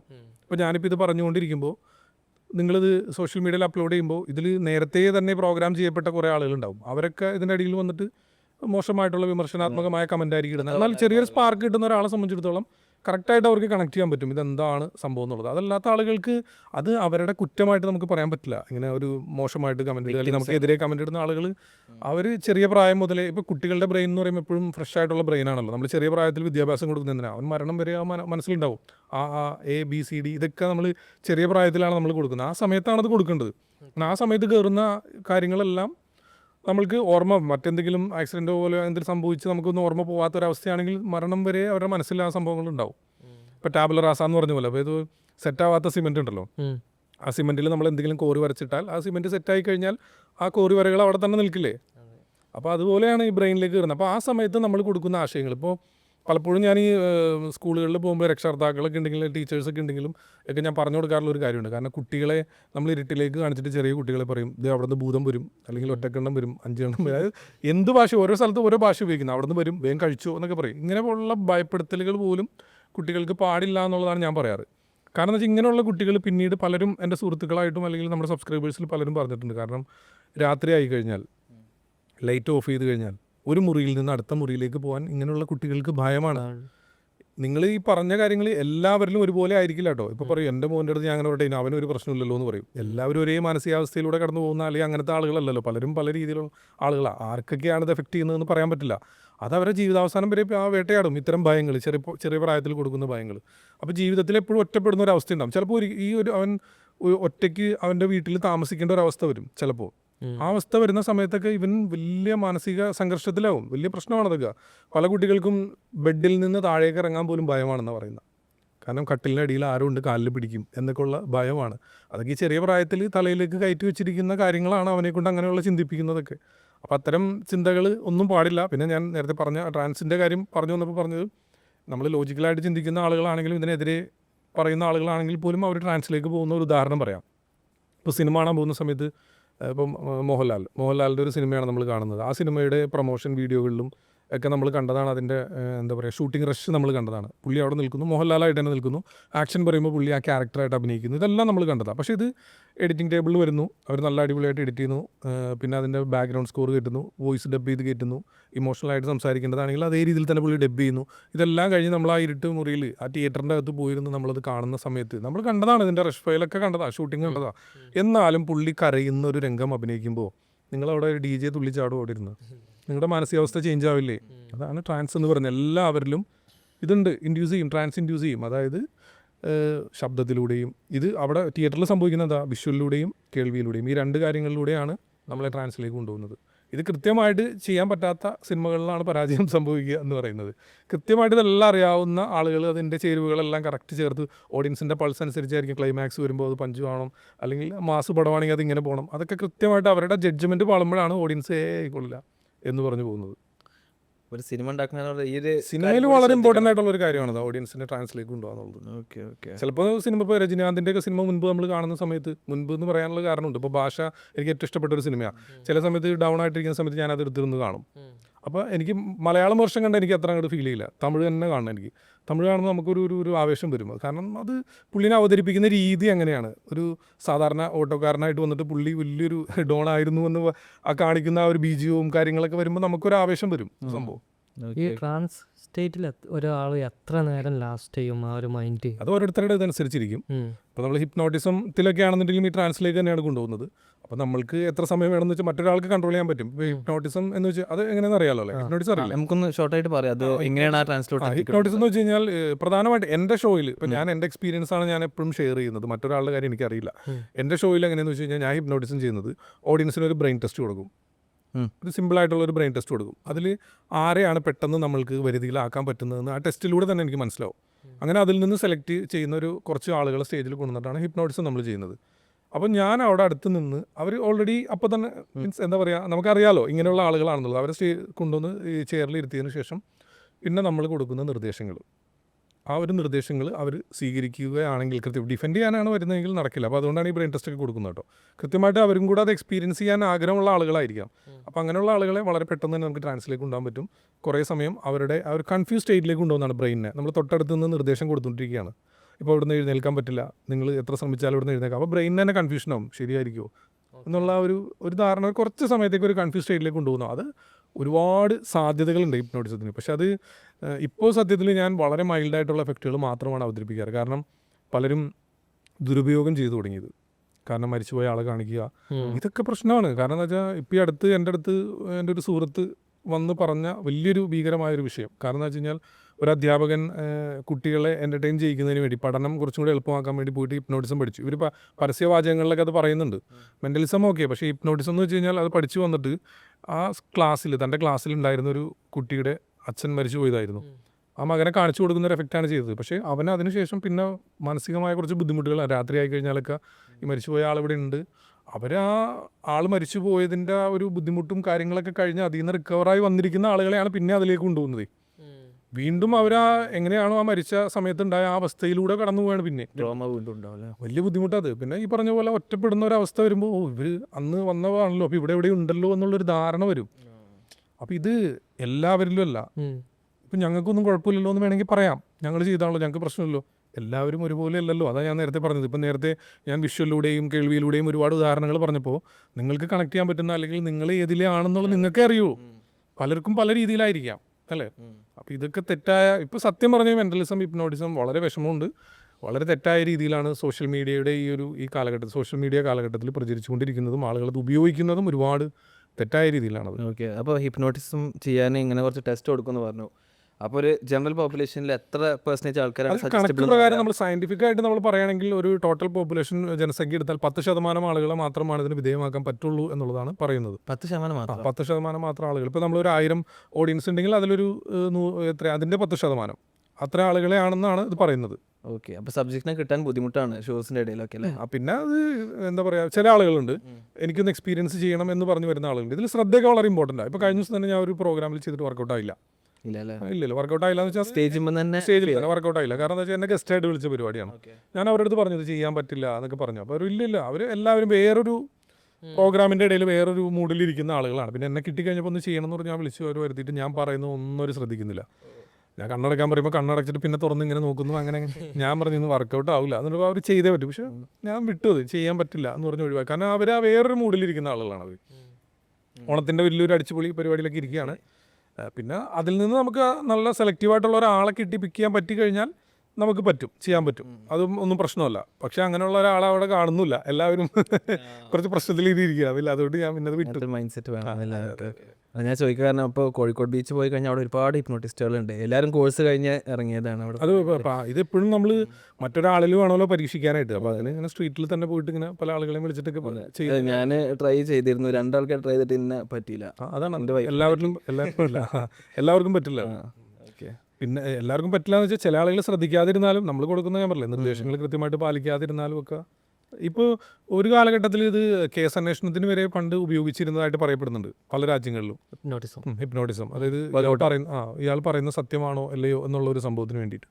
പക്ഷേ അത് പിന്നീട് അത് തെറ്റാണെന്ന് ബോധ്യപ്പെട്ടിട്ട് പിന്നെ ലോകരാജ്യങ്ങളിൽ പലതും അത് നിർത്തലാക്കി. അങ്ങനെ പാടില്ല എന്നുള്ളത്. അത് വർക്കൗട്ട് ആവാത്തതുകൊണ്ടാണോ? വർക്കൗട്ട് ആവാത്തതുകൊണ്ടല്ല, അത് ഒരു കുട്ടിയെ പീഡിപ്പിച്ചു എന്ന് പറഞ്ഞിട്ടുള്ളൊരു കേസ് ഒരു ഉദാഹരണമായിട്ട് അതിന് വെച്ചിരുന്നു. അതായത് അയാൾ ഏകദേശം ഒരു 10 വർഷത്തോളം അങ്ങനെയാണെന്നാണ് തോന്നുന്നത്. 10 വർഷത്തോളം അയാൾ ജയിൽവാസം കഴിഞ്ഞ് തിരിച്ചു വന്നതിന് ശേഷമാണ് അയാൾ നിരപരാധിയായിരുന്നു എന്ന് അറിഞ്ഞത്. അപ്പോൾ ഈ കുട്ടിയെ ഹിപ്നോട്ടിസം ചെയ്തിട്ടാണ് ഈ കുട്ടി അത് പറയുന്നതായിട്ടും ഇന്ന ആളാണെന്നൊക്കെ പറയുന്നതായിട്ടൊക്കെ അന്ന് തെളിഞ്ഞിരുന്നത്. പക്ഷേ അത് ഇവർ തമ്മിൽ അയൽക്കാരായിരുന്നു. അവർ തമ്മിലുണ്ടായിരുന്ന ഒരു വ്യക്തിവൈരാഗ്യത്തിൻ്റെ പേരിൽ ആ കുട്ടിയെ കൊണ്ട് പറയിപ്പിച്ചതായിരുന്നു അത്. അപ്പോൾ അതിൻ്റെ അടിസ്ഥാനത്തിൽ അങ്ങനെയുള്ള ഒരുപാട് കാര്യങ്ങളുണ്ട്. അല്ല, ഇപ്പോൾ സിസ്റ്റർ അഭയ കേസ് അല്ലേ, അപ്പോൾ ഫാദർ നാർക്കോ അനാലിസിസ് ടെസ്റ്റ് അല്ലേ അത്? ഇതല്ല, അതൊരു ട്രാൻസ് അല്ലേ? അത് ട്രാൻസ്ലേറ്റ് കൊണ്ടുപോകുന്ന തന്നെയാണ്. പക്ഷെ അതിൽ വർക്കൗട്ട് അത് തെളിവ് ആയിട്ടല്ല, അതിൽ നിന്നൊരു ലീഡ് കിട്ടുകയാണ് ചെയ്യുന്നത്. പിന്നെ അത് കൃത്യമായ എവിഡൻസ് വേറെ വേണം. ഇങ്ങനെ പറഞ്ഞു എന്ന് കരുതിക്കൊണ്ട് അവരെ ശിക്ഷിക്കാനൊന്നും അനുവാദം അത് കോർട്ട് നമുക്ക് ലീഡ് കിട്ടുകയാണ് ചെയ്യുന്നത് എങ്ങനെയാണെന്നുള്ളത്. പിന്നെ അത് കൃത്യമായിട്ട് പോയി അതിൻ്റെ എവിഡൻസ് കൊണ്ടുവന്നതിന് ശേഷമാണ് പിന്നെ നമുക്ക് ശിക്ഷാ കാര്യങ്ങൾ നടപടികളൊക്കെ എക്സ്പോസ് ചെയ്താണ്. നമ്മൾ മുമ്പ് സംസാരിച്ചതാണ്. അലക്സാണ്ടർ ജേക്കബ് IPS പുള്ളിക്കാരൻ ഒരു സഫാരി പറയുന്നുണ്ട്. അതായത് ഒരു കേസ് അന്വേഷിച്ചത് ഒരു മൗലവി വന്നിട്ട് പിന്നെ ഒരു കുട്ടിയെ കടത്തി എന്നിട്ട് വെറ്റിൽ വെച്ച് അച്ഛൻ്റെ ആത്മാവ് കുട്ടീനെ മേത്ത് കയറി കുട്ടിയാണ് പിന്നെ കേസ് തെളിയിച്ചത്. അതിൽ പറയുന്ന കുറേ കാര്യങ്ങൾ ശരിക്കും ഹിപ്നോട്ടിസം നമ്മൾ ചെയ്യുന്നതുമായിട്ട് ബന്ധപ്പെട്ട കുറേ കാര്യങ്ങളാണ് പറയുന്നത്. തീർച്ചയായിട്ടും ഒരു ട്രാൻസ് സൈഡിലേക്ക് പോകുന്നതാണ്. കാരണം ഈ കുട്ടി അച്ഛനെ അറിയാം, എല്ലാവരും അറിയാം. പക്ഷേ അതിൽ തന്നെ അദ്ദേഹം തന്നെ പറയുന്ന ഒരു കാര്യമുണ്ട്, ആ ഒരെണ്ണത്തിലാണത് വിജയിച്ചുള്ളൂ, പിന്നീട് ശ്രമിച്ചിട്ട് നടന്നില്ല എന്നും പറയുന്നുണ്ട്. പക്ഷെ ആളുകൾ ഇതിലൊക്കെ വിശ്വാസമുള്ള ആളുകൾ എന്താ അതിനെ തന്നെ ഹൈലൈറ്റ് ചെയ്ത് ഇപ്പോഴും കൊണ്ടുനടക്കുകയാണ്. ഡീറ്റെയിൽ ആയിട്ടുള്ള ഒരു വീഡിയോ ഞാൻ തന്നെ ചെയ്തിട്ടുള്ളത്. അതിൽ ശബ്ദമൊക്കെ, അപ്പോൾ ഈ ശബ്ദം നമുക്ക് വരും, തീർച്ചയായിട്ടും വരൂലേ അച്ഛൻ്റെ ശബ്ദം. പിന്നെ അതായത് ഈ കുട്ടിക്ക് ഒരു ധാരണയുണ്ടല്ലോ, ഈ കുട്ടിയുടെ ശരീരത്തിലേക്ക് അച്ഛൻ്റെ ആത്മാവിനെ വിളിച്ചു വരുത്താൻ പോവുകയാണെന്നുള്ളൊരു ധാരണ കൊടുത്തിട്ടാണ്. കാരണം അതിൽ തന്നെ പറയുന്നു ഈ അച്ഛനടക്കം ചെയ്തതിൻ്റെ ചുറ്റും പ്രദക്ഷിണം വെപ്പിക്കുന്നു. ഒരുപാട് സമയം എടുത്തിട്ടാണ് അത് ചെയ്യുന്നത്. പിന്നെ ഒരു വെറ്റില കൊണ്ടുവന്ന് വെക്കുന്നു, അതിങ്ങനെ മടക്കുന്ന സമയത്ത് ഈ കുട്ടി മടങ്ങുന്നു. അപ്പം ഈ സെയിം സാധനം വേണമെങ്കിൽ നമുക്ക് സ്റ്റേജിൽ ഹിപ്നോട്ടിസത്തിലൂടെ നമുക്ക് ചെയ്ത് കാണിക്കാൻ പറ്റും. പല ആളുകളും ചെയ്ത് നിങ്ങളിപ്പോൾ കാണുന്നുണ്ടല്ലോ. അപ്പോൾ അന്ന് ലീഡ് പോയി അതിന്റെ പുറകിൽ പോയി കഴിഞ്ഞപ്പോൾ അത് സത്യമായി എന്ന് കരുതിക്കൊണ്ട് അതാണ് ഞാൻ ചോദിക്കാൻ മൈൻഡിൽ എവിടെ ഉണ്ടായിരുന്നു ഇതായിരിക്കും കൊലയാളി എന്നുള്ളത് അങ്ങനെ പറയാം. അതെ. അതും ഞാൻ പറഞ്ഞില്ലേ, ഇത് അദ്ദേഹം ഒരു ഇന്റർവ്യൂവിൽ പറയുന്ന ഒരു ഇത് മാത്രമേ നമുക്ക് കേട്ടിട്ടുള്ളൂ. അത് നമ്മൾ എടുക്കുന്ന ഭാവന എത്രത്തോളം ഉണ്ട്, അതിന്റെ എത്രത്തോളം റിയാലിറ്റി ഉണ്ട് എന്നുള്ള കാര്യങ്ങളൊക്കെ നമ്മൾ ഇനി അതിന്റെ പുറകിൽ പോയി അത് ആരാണ്, ആ കുട്ടി ആരാണ്, അത് അങ്ങനെയുള്ള ഡീറ്റെയിൽ, ആ സിദ്ധൻ ആരാണ്, അങ്ങനെയുള്ള കാര്യങ്ങൾ വേറെ ആരൊക്കെ അവിടെ ഉണ്ടായിരുന്നു, അപ്പോൾ അങ്ങനെയുള്ള കാര്യങ്ങളെല്ലാം അന്വേഷിച്ച് പോയാൽ മാത്രമാണ് അതിൻ്റെ സത്യാവസ്ഥ കൃത്യമായിട്ട് മനസ്സിലാവുള്ളൂ. അതല്ലെങ്കിൽ ഞാൻ നേരത്തെ പറഞ്ഞ പോലെ ഇരിക്കും. അതായത് അതേപോലെ പുള്ളിക്കാരൻ ആ ഇൻ്റർവ്യൂവിൽ തന്നെ പറയുന്നുണ്ട്, പുള്ളിക്കാരൻ ഏതോ ഒരു ഇല്ലത്ത് പോയപ്പോൾ അവിടെ ഒരു ആത്മാവിനെ കാണിച്ചു കൊടുത്തെന്ന് പറയുന്നുണ്ട്. അവിടെ ഉള്ളൊരു വലിയൊരാൾ ഒരു ഡാൻസ് കളിക്കുന്നത് കേട്ടിട്ടില്ലേ? അത് എന്താണ് സംഭവം? ഡാൻസ് കളിക്കുന്നിട്ട് പുള്ളിക്കാരൻ കണ്ടെന്ന് പറയുന്നുണ്ട്. പുള്ളിക്കാരൻ ഇങ്ങനെ സംശയം വന്നപ്പോൾ എനിക്കൊരു എന്തെങ്കിലുമൊക്കെ കാണണമെന്ന് പറഞ്ഞപ്പോൾ അത് എന്താണ് അത് അല്ല, അദ്ദേഹം ഇപ്പൊ അങ്ങനെയുള്ള ഒരുപാട് കഥകൾ മാത്രം ആയിട്ട് ഇപ്പോൾ വന്നിരിക്കുകയാണെന്നുള്ളതാണ് പറയാൻ സാധിക്കുന്നത്. ഇപ്പോൾ പലരും പറയുന്നുണ്ട്, പക്ഷേ ഈ പറഞ്ഞ കഥ കേട്ടില്ല. ആദ്യത്തെ കഥ കേട്ടിട്ടുണ്ട്. അത് ഡീറ്റെയിൽ ആയിട്ട് ഒരു വീഡിയോ അല്ല, 1-2 വീഡിയോകൾ ഞാൻ അതുമായി ബന്ധപ്പെട്ട് സൈക്കോളജിസ്റ്റുകളും അല്ലെങ്കിൽ സൈക്കാട്രിസ്റ്റുകളും ഒക്കെ സംസാരിക്കുന്ന വീഡിയോകൾ വരെ അതിനെതിരെ നമ്മൾ ചെയ്തിട്ടുണ്ട്. അതൊരു തെറ്റായൊരു മെസ്സേജാണ് അത് സമൂഹത്തിലേക്ക് വന്ന് കൊടുത്തത്. ഓക്കെ, അതെ. അപ്പോൾ ഈ ട്രാൻസ്ലേറ്റിൽ ബേസിക്കലി ചെയ്യുന്നത് വെച്ച് കഴിഞ്ഞാൽ സബ് കോൺഷ്യസ് മൈൻഡ് കയറിയിട്ടാണല്ലോ സജഷൻസ് കൊടുക്കുന്നത്. അപ്പോൾ ആ ഒരു ട്രാൻസ്ലേറ്റ് ഇൻഡ്യൂസ് ചെയ്യാൻ പറ്റി കഴിഞ്ഞാൽ ഏത് സജഷൻസ് എടുത്താലും സ്വീകരിക്കും എന്നാണ് പറയണത്. അപ്പോൾ നമുക്ക് നമ്മുടെ ദുശീലങ്ങൾ മാറ്റാനോ നമ്മളെ ചിട്ടകൾ കൊണ്ടുവരുത്താൻ അങ്ങനത്തെ നമുക്ക് പോസിറ്റീവായിട്ട് യൂസ് ചെയ്യാം. അല്ല, ഞാൻ പറഞ്ഞത് ഇത് ഒരു സയൻസ് എന്നുള്ള രീതിയിൽ ഒരിക്കലും നമുക്കിതിനെ പറയാൻ പറ്റില്ല. കാരണം എന്താണെന്ന് വെച്ച് കഴിഞ്ഞാൽ ഇപ്പോൾ എനിക്ക് കിട്ടിയ റിസൾട്ട് നിങ്ങൾക്ക് എല്ലാവർക്കും കിട്ടണമെന്നില്ല. അപ്പോൾ അതുകൊണ്ട് നമുക്ക് അങ്ങനത്തെ ഒരു സാധ്യതയൊന്നും എനിക്ക് ഇവിടെ ഇരുന്ന് പ്രത്യേകിച്ച് ഒരു സയൻസിനെ പ്രൊമോട്ട് ചെയ്ത് സംസാരിക്കുന്ന ഒരാളെന്നുള്ളതിലേക്ക് എനിക്ക് പറയാൻ പറ്റില്ല. കൗൺസിലിംഗ് എന്ന് പറയുമ്പോൾ തന്നെ നിങ്ങൾക്ക് അറിയാമല്ലോ, അത് എല്ലാവരിലും വർക്കൗട്ട് ആവുന്ന കാര്യമില്ല. ചിലപ്പോൾ കൗൺസിലിൻ്റെ ആ സെഷൻ അറ്റൻഡ് ചെയ്യുന്ന ആ ഒരു സമയത്ത് ഓക്കെ ആയിരിക്കാം. ചിലപ്പോൾ അത് കഴിഞ്ഞാൽ പിന്നെ വീണ്ടും പഴയ പോലെ പോകുന്ന ആളുകളെയും നമ്മൾ കണ്ടിട്ടുണ്ട്. അല്ലെങ്കിൽ ഒരു കൗൺസിലറുടെ അടുത്ത് പോയിട്ട് അവിടെ പോയിട്ട് ശരിയായില്ല എന്ന് പറയുന്ന ആളുകൾ, അങ്ങനെ പല രീതിയിലാണല്ലോ. അപ്പോൾ അതുകൊണ്ട് തന്നെ മാറ്റണമെന്നുണ്ടെങ്കിൽ നമ്മൾ സ്വയം വിചാരിച്ചു കഴിഞ്ഞാൽ നമുക്ക് എന്തും ചേഞ്ച് ചെയ്യാൻ സാധിക്കും. ദുശീലങ്ങൾ എന്തും ചേഞ്ച്, അതെ, നമുക്ക് ചേഞ്ച് ചെയ്യാൻ സാധിക്കും. പക്ഷേ അത് ഇതുകൊണ്ട് നമുക്ക് അങ്ങനെ പൂർണ്ണമായിട്ട് മാറ്റാമെന്നുള്ള ഒരു അവകാശവാദമോ 100% ഇതുകൊണ്ട് മാറുന്നൊന്നും ഒരിക്കലും നമുക്ക് പറയാൻ സാധിക്കില്ല. ഒരിക്കലും ഇതൊരു സയൻസിൻ്റെ അണ്ടറിൽ വരുന്ന ഒരു കാര്യമല്ല അത്. ഓക്കെ, അതുകൊണ്ട് തന്നെയാണല്ലോ പറഞ്ഞത്. അതായത് ഒരു എത്ര പേര് എന്ന് ചോദിച്ചാൽ നമുക്കൊരു കണക്ക് പറയുകയാണെന്നുണ്ടെങ്കിൽ കണക്ക് പ്രകാരം പറയാം 10% ആളുകളെയാണ് നമുക്ക് ആ ഒരു സൈഡിൽ ഇതിലേക്ക് കൊണ്ടുപോകാനായിട്ട് സാധിക്കുകയുള്ളൂ. ഫാസിൽക്ക് ഇപ്പോൾ എന്ത് കണ്ടാലും അപ്പോൾ ആ ഒരു സ്റ്റേറ്റിലോട്ട് മാറുക എങ്ങനെയാ? ഇപ്പോൾ എനിക്കുണ്ടാവുന്നത് ഞാൻ മനസ്സിലാക്കിയെടുത്തോളം കൂടുതൽ ആൾക്കാരുടെ ഇടയിൽ കളർഫുള്ളായ സംഭവമൊക്കെ, അല്ലെങ്കിൽ മെട്രോ, അണ്ടർഗ്രൗണ്ട് മെട്രോ, ഞങ്ങൾ പോളണ്ടിലാണല്ലോ, അവിടെ അങ്ങനെ പോയ ടൈമിലൊക്കെ എനിക്കിങ്ങനെ തോന്നിയിട്ടുണ്ട്. അപ്പോൾ ഫാസിൽക്കൊക്കെ അങ്ങനെ എന്തെങ്കിലും സ്ഥിരമായിട്ടൊരു അനുഭവം ഉണ്ടോ, അതോ പല അനുഭവങ്ങൾ അങ്ങനെ ഒരു ഇതിലേക്ക് പോകുന്നത്? അതെ, അങ്ങനെ ഒരു ഭയങ്ങൾ, ഇത് ഒരു വ്യക്തി അങ്ങനെ നമ്മളുടെ അടുത്ത് ചെയ്യുകയാണെങ്കിൽ നമുക്കറിയാലോ ഇത് എന്തിനാണ് അവർ ചെയ്യാൻ പോകുന്നത് എന്ന് നമുക്കറിയാവുന്നതുകൊണ്ട് തന്നെ അങ്ങനത്തെ സംഭവങ്ങളൊന്നും എനിക്ക് ഫീൽ ചെയ്തിട്ടില്ല. സ്ട്രോങ് മൈൻഡാണ്. അങ്ങനെ സ്ട്രോങ് മൈൻഡ് തന്നെ അല്ല, ഇത് സ്ട്രോങ് മൈൻഡും ഈ സജസ്റ്റബിലിറ്റി ആയിട്ട് തമ്മിൽ എന്തെങ്കിലും വ്യത്യാസം ഉണ്ടോ? അതായത് സ്ട്രോങ് മൈൻഡിലുള്ള ആൾക്കാർ ഹിപ്നോട്ടൈസ് ചെയ്യാൻ പറ്റില്ല എന്നുള്ളത്? ഇല്ല, അങ്ങനെയൊന്നുമില്ല. അങ്ങനെയൊക്കെ ചെയ്യാൻ പറ്റുന്ന ആളുകൾ പിന്നെ പലരും ഇപ്പോൾ പുറമേ വളരെ സ്ട്രോങ് ആണെങ്കിലും ഉള്ളിൽ വളരെയധികം ഇതായിട്ടുള്ള ദുർബലരായിട്ടുള്ള ആളുകളൊക്കെ ഉണ്ടാവാം. പിന്നെ ഇവർ പഴയ ചെറിയ പ്രായത്തിൽ കയറിയിരിക്കുന്ന കാര്യങ്ങൾ എന്തൊക്കെയാണ് ഇവരുടെ ബ്രെയിനിലുള്ളതെന്നും നമുക്കറിയില്ലല്ലോ. സ്ട്രോങ് ആയിട്ട് പുറമേ പെരുമാറുന്ന പല ആളുകളെയും നമ്മൾ ഈസി ആയിട്ട് ചിലപ്പോൾ നമുക്ക് ഹിപ്നോട്ടിസം ചെയ്യാനായിട്ട് സാധിച്ചിട്ടുണ്ട്. ഓക്കെ, അങ്ങനെയൊന്നും ഇല്ല. സ്വയം ഹിപ്നോട്ടൈസ് ചെയ്യാൻ പറ്റുമോ? അല്ല, ഓക്കെ, അതിന് ഇത്തരം സ്വയം ഞാനിതുവരെ പരീക്ഷിച്ച് നോക്കിയിട്ടില്ല. അല്ല, ചെയ്യാൻ പറ്റും എന്ന് പറയുന്നുണ്ട്, ബട്ട് ഞാനിതുവരെ അത് ട്രൈ ചെയ്ത് നോക്കിയിട്ടില്ല. ഞാൻ നോക്കിയിട്ട് പറയാം. ഇപ്പോൾ ഈ മീഡിയ ഒക്കെ ഒരു മെസ്സേജ് മാസ് പീപ്പിളിൽ പിന്നെ ഒരു സീഡായിട്ട് വെക്കണം എന്നുണ്ടെങ്കിൽ അത് പോസിബിൾ ആണ്? ക്ലിയർ ആയില്ല എന്താണ്? അതായത് ഇപ്പോൾ ഒരു ന്യൂസ് ചാനൽ അല്ലെങ്കിൽ ഒരു മീഡിയ, ഇപ്പോൾ ഒരു ഗവൺമെൻറ്റിനൊക്കെ സപ്പോർട്ട് ചെയ്യുന്നൊരു മീഡിയ ആൾക്കാരുടെ ഇടയിൽ ഒരു മെസ്സേജ്, ഒരു പ്രൊപ്പഗണ്ട, ഇൻസെപ്ഷൻ, അതെ, അത് ചെയ്യണം എന്നുണ്ടെങ്കിൽ അത് പോസിബിൾ ആണോ?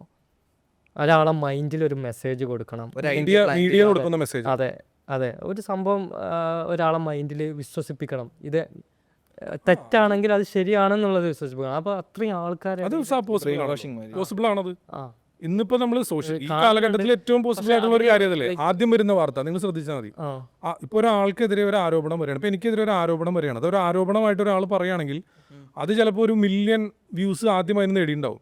ഈ ആരോപണത്തിന്റെ ഇപ്പൊ സത്യം പറഞ്ഞപ്പോൾ എപ്പോഴും നമ്മൾ ശ്രദ്ധിക്കേണ്ട ഒരു കാര്യം, ഒരാൾ വന്ന് ഇയാൾക്കെതിരെ ഒരു ആരോപണം ഉന്നയിക്കുമ്പോൾ അവർ അതപ്പം തന്നെ എറിയുകയാണ്. എന്നാൽ ഈ പറഞ്ഞിരിക്കുന്ന ആളുടെ അടുത്ത് ചോദിച്ച് ഇതെന്താണ് ഇതിന്റെ സത്യാവസ്ഥ എന്ന് ചോദിക്കാനുള്ള ബാധ്യസ്ഥത അവർക്കുണ്ട്, തീർച്ചയായിട്ടും. ശരിയല്ലേ? അവരതുപോലും ചോദിക്കാൻ തയ്യാറല്ല. അത് ഇന്നത്തെ കാലഘട്ടത്തിന് ഒരു പ്രശ്നമാണ്. ഇപ്പോൾ എനിക്കെതിരെ ഒരു ആരോപണം ഉന്നയിച്ചാൽ അതിനൊരു 1 മില്യൺ വ്യൂസ് കിട്ടും. അതിൻ്റെ സത്യാവസ്ഥ ചിലപ്പോൾ ഞാൻ വേറെ എവിടെയെങ്കിലും ആയിരിക്കും. ഇതൊക്കെ വന്നിട്ടൊക്കെ വേണമായിരിക്കും എനിക്കിൻ്റെ റിയാലിറ്റി ബോധ്യപ്പെടുത്താൻ. ചിലപ്പോൾ ഒരു 2-3 ദിവസം കഴിഞ്ഞ് ആ റിയാലിറ്റി ബോധ്യപ്പെടുത്തുമ്പോഴേക്കും അത് കേൾക്കാൻ പോലും, എന്നെ കണ്ടാൽ പോലും ആൾക്കാർ എന്താ പറയുക, അത്രയും മോശമായിട്ടുള്ള കാര്യങ്ങൾ പറയാൻ റെഡി ആയിട്ട് നിൽക്കുകയായിരിക്കും. അവൻ വരട്ടെ എന്ന് വിചാരിച്ചിരിക്കുക. നമ്മൾ പറയുന്നത് കേൾക്കാൻ അവർ തയ്യാറാവില്ല. അതിനൊരു തീർച്ചയായിട്ടും സ്ട്രാറ്റജി ഉണ്ട്. അപ്പോൾ നമ്മൾ പണ്ട് പറയും ഒരു നുണ 100 ആൾക്കാർ പറഞ്ഞിട്ടുണ്ടെങ്കിൽ ലോകം ചുറ്റി വരുമ്പോഴേക്കും സത്യം ചെരുപ്പിടുമ്പോഴേക്കും നുണ ലോകം ചുറ്റി വരും എന്നുള്ള പ്രയോഗം അതല്ലേ ഉദ്ദേശിച്ചത്? അതെ. ഇന്നിപ്പോൾ അത് തന്നെയല്ലേ ഇവിടെ നടന്നുകൊണ്ടിരിക്കുന്നത്. ഇന്നിപ്പോൾ ഞാൻ ഏറ്റവും കൂടുതൽ എൻ്റെ ചാനലിൽ ഇപ്പോൾ മിറാക്കിൾ ബസ്റ്റിങ്ങിനോടൊപ്പം തന്നെ ഫേക്ക് വാർത്തകളാണ് നമ്മൾ റിവീൽ ചെയ്തിരിക്കുന്നത്. ഇന്നിപ്പോൾ നോക്കിയേ, എൻ്റെ മതം, ആ മതത്തിനെ സപ്പോർട്ട് ചെയ്യാനായിട്ട് പറയുന്നത് നുണയാണെന്നറിയാം. ഈ കാണുന്ന ആളുകൾക്കും അറിയാം, കേൾക്കുന്ന ആളുകൾക്കും അറിയാം. ഓരോ ചാനലുകളുണ്ടല്ലോ, എല്ലാ മതങ്ങൾക്കും ഓരോ ചാനലുകളുണ്ടെന്ന്, അല്ലെങ്കിൽ ഓരോ രാഷ്ട്രീയ പാർട്ടിക്കും ഓരോ ചാനലുണ്ട്. നിങ്ങൾ നോക്കിയാൽ അതിൽ വരുന്നത് എന്താ, അവരുടെ അണികളെ തൃപ്തിപ്പെടുത്താനുള്ള വാർത്തകൾ, റിയൽ ആയിട്ടുള്ള വാർത്ത അല്ല വരുന്നത്. അവരെ വിശ്വസിച്ച് അല്ലെങ്കിൽ അവരുടെ ഫോളോ ചെയ്യുന്ന ആളുകളെ തൃപ്തിപ്പെടുത്താനുള്ള വാർത്തയാണ് വരുന്നത്. റിയാലിറ്റി എന്ന് പറയുന്നത് ഞാൻ സ്റ്റേജിൽ ഞാനിത് അവതരിപ്പിക്കാറുണ്ട്. സ്റ്റേജിൽ സെയിം എങ്ങനെയാണ് ഫേക്ക് ന്യൂസ് ആളുകൾ ചെയ്യുന്നത് സ്റ്റേജിൽ ഞാൻ കൃത്യമായിട്ട് ആളുകൾക്ക് മനസ്സിലാക്കി കൊടുക്കാറുണ്ട്. ഇന്ന് അതേ കാണാനുള്ളൂ. റിയൽ വാർത്ത എന്ന് പറയുന്നത് നമ്മൾ ശരിക്കും അന്വേഷിച്ച് നമ്മൾ അതിൻ്റെ പുറകിൽ നടക്കണം. എങ്കിൽ മാത്രം അതിനൊന്നും ആരും മെനക്കെടാറില്ല. 24 hours വാർത്ത എന്നുള്ള ഒരു കോൺസെപ്റ്റ് വന്നപ്പോൾ തന്നെ യഥാർത്ഥ വാർത്ത നമുക്ക് കിട്ടുന്നില്ല എന്നുള്ളതാണ് സത്യാവസ്ഥ. കാരണം ഈ സ്ലോട്ട് തയ്ക്കാൻ വേണ്ടി കിട്ടുന്നത് എന്തും വാർത്തയാണ്. റോട്ടിൽ കൂടി പോകുന്ന ഒരാൾ അവിടെ മറിഞ്ഞു വീണു, അപ്പോൾ തന്നെ വീഡിയോ എടുത്തിട്ട് വളരെ വലിയ എക്സ്ക്ലൂസീവ് വാർത്തയായിട്ട് വായിക്കുന്ന ഇന്നാൾ മറിഞ്ഞു വീഴുന്ന വാർത്ത വീഡിയോ ആണ് നമുക്കിപ്പോൾ കിട്ടിയിരിക്കുന്നത്. ചിലത് നമ്മൾ കാണുമ്പോൾ ഇതൊക്കെയാണ് ഒരു വാർത്ത എന്ന് പോലും ചിന്തിക്കും. പക്ഷേ ഇപ്പോൾ കുറേ ആൾക്കാർ റിയലൈസ് ചെയ്യുന്നുണ്ട്. കുറച്ച് മുമ്പ് ഓക്കെ ഇതൊക്കെ ഒരു എത്ര പേര് റിയലൈസ് ചെയ്യുന്നത് വളരെ കുറച്ച് ശതമാനം ആളുകളാണെന്ന്. വളരെ സെലക്റ്റീവ് ആയിട്ടുള്ളൊരു ഇപ്പോൾ ഈ മെൻ്റലിസം എന്ന് പറയുന്ന ഈ ഒരു കലയുടെ ഓഡിയൻസ് എത്ര ആളുകളുണ്ട് കേരളത്തിൽ? വളരെ സെലക്റ്റീവ് ആയിട്ടുള്ള കുറച്ച് ആളുകൾ മാത്രമാണ് അതിനൊരു ഓഡിയൻസ് ഉള്ളൂ. ശരിയല്ലേ ഞാൻ പറയുന്നത്? ബാക്കി സാധാരണക്കാരായിട്ടുള്ള ആളുകൾ, ഒരുപാട് ആളുകൾ, ഈ കല എന്താണെന്ന് അറിയാത്ത ഒരുപാട് ആളുകൾ ഇപ്പോഴും ഉണ്ട്. ഇതിനെപ്പറ്റി അന്വേഷിക്കാൻ ഒരുപാട് ആളുകൾ. ഇപ്പോൾ ഞാനിതിൽ ഈ മേഖലയിൽ വർക്ക് ചെയ്യുന്നതുകൊണ്ടാണ് എനിക്ക് കൃത്യമായിട്ട് അറിയാം. അപ്പോൾ അത്തരത്തിലുള്ള ആളുകളെ സംബന്ധിച്ചിടത്തോളം അവരെയൊക്കെ പെട്ടെന്ന് തന്നെ ഈ പറഞ്ഞ വാർത്തകൾ പലതും കാണിച്ച് ഉടുപ്പും തൊങ്ങലും ചേർത്ത് അവർക്ക് ഇഷ്ടപ്പെടുന്ന കാര്യങ്ങളൊക്കെ ഇവർക്ക് നന്നായിട്ട് അറിയാം. അങ്ങനെയുള്ള കാര്യങ്ങളൊക്കെ ചേർത്തിട്ടാണ്, ചേരുവകളൊക്കെ ചേർത്തിട്ടാണ്, മസാലയൊക്കെ ചേർത്തിട്ടാണ് ഇവർ വിടുന്നത്. അവരത് വിശ്വസിക്കും. നമ്മൾ ആദ്യം കാണുന്നതിനാണ് ഇന്നിപ്പോൾ സത്യം എന്താണെന്നുള്ളതല്ല, ആദ്യം വന്നത് എന്താണ്. ബാക്കി സത്യം വിശ്വസിക്കാൻ കുറച്ച് ആളുകളെ ഉണ്ടാവുള്ളൂ. അത് വൈറലാവാനുള്ള സ്ട്രാറ്റജിയാണ് ഇപ്പോൾ ഇൻസ്റ്റാഗ്രാമിലൊക്കെ. ഫസ്റ്റ് 5 seconds നമ്മൾ എന്താണോ ചെയ്യുന്നത് റീലിൻ്റെ, അതിനനുസരിച്ചാവും ഓരോ വീഡിയോ. ആളുകളുടെ മൈൻഡ് അങ്ങനെയായി മാറി. കാരണം എന്താണെന്ന് വെച്ച് കഴിഞ്ഞാൽ ഇന്നിപ്പോൾ യൂട്യൂബിൽ നമ്മളിപ്പോൾ ഒരു 10 മിനിറ്റുള്ളൊരു വീഡിയോ അപ്ലോഡ് ചെയ്ത് കഴിഞ്ഞാൽ കാഴ്ചക്കാർ വളരെ കുറവായിരിക്കും. അതെ, പിന്നെ അത്ര ഇൻട്രസ്റ്റിംഗ് ആയിട്ടുള്ള ആളുകളെ അത് ഇരുന്ന് കാണുള്ളൂ. അതല്ലെങ്കിൽ ഇന്നിപ്പോൾ ഒരു 10 സെക്കൻഡ് പോലും ആളുകൾക്ക് ക്ഷമയില്ല, ഇങ്ങനെ സ്ക്രോൾ ചെയ്തുകൊണ്ടിരിക്കുകയല്ലേ.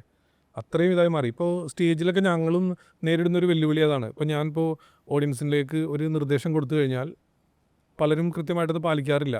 ഇപ്പോൾ ഞാൻ എല്ലാവരുടെ അടുത്തും പറയണം, okay on the count of 3 please close your eyes എന്ന് പറഞ്ഞാലും ഇങ്ങനെ തന്നെ കണ്ണു തുറന്നതിനിരിക്കുകയെ എല്ലാവരും. കുറേ ആളുകൾ കണ്ണടച്ചിട്ടുണ്ട്. അപ്പം ഞാനപ്പോൾ ചോദിക്കും, മൊബൈൽ അഡിക്ഷൻ ഭീകരമാണല്ലേ? അതെ അതെ, എങ്ങനെ മനസ്സിലായി? അല്ല ഞാനിവിടെ പറഞ്ഞെല്ലാം കേട്ടാ, എന്താ പറഞ്ഞേ? അത് ശ്രദ്ധയില്ല, ആളുകൾക്ക് ശ്രദ്ധയില്ല. ഫുൾ മൊബൈലിലാണ് ഫുൾ ടൈം. അത് എന്ത് ചെയ്യാനാ, കാലഘട്ടം അങ്ങനെ ആയിപ്പോയി. നമ്മളിപ്പോൾ അതിനെതിരെ പറഞ്ഞപ്പോൾ നമ്മൾ തന്തവൈവാണെന്ന് പറയും.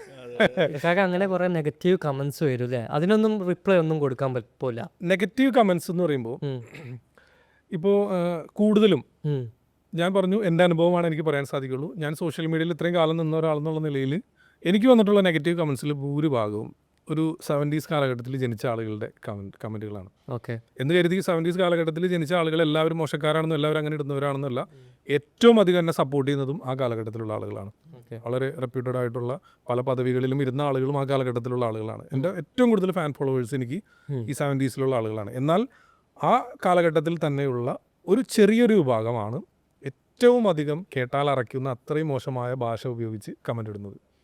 അപ്പോൾ ഇവരുടെ ഒരു, ഞാൻ മനസ്സിലാക്കിയെടുത്തോളം, നമ്മൾ ചെറിയ പ്രായത്തിൽ നമ്മളിങ്ങനെ റോഡിലൊക്കെ നിൽക്കുമ്പോൾ ഈ പ്രായം ചെന്ന ചില അമ്മമാരൊക്കെ വന്നിട്ട് വെറുതെ പിള്ളേരെ കാണുമ്പോൾ ഇങ്ങനെ വെറുതെ ഒന്ന് പിരിയേറ്റുന്നൊരു പരിപാടി ഉണ്ട്. തലയിലൊക്കെ ഇട്ട് തോണ്ടിയും അല്ലെങ്കിൽ ദേഹത്തൊക്കെ ഒന്ന് എന്താ ഇവിടെ നിൽക്കുന്നത് പോടാ എന്നൊക്കെ പറഞ്ഞാൽ അങ്ങനത്തെ ഒരു ശൈലി. അതേ സ്വഭാവമുള്ള ആളുകൾ ഈ സോഷ്യൽ മീഡിയയിലേക്ക് വന്നു കഴിഞ്ഞപ്പോൾ ആ സ്വഭാവം അവർ പ്രകടിപ്പിക്കുന്നത് ഇത്തരം കമൻറ്റിലൂടെയാണ്. ഇതെല്ലാം ഞാൻ തികഞ്ഞവനാണ്, എല്ലാം എനിക്കറിയാം, നീ ആരാണ് എന്നുള്ള മൈൻഡിലാണ് പലരും ഇത്തരത്തിലുള്ള കമൻറ്റുകൾ നന്നായിട്ട് കാണുന്നത്.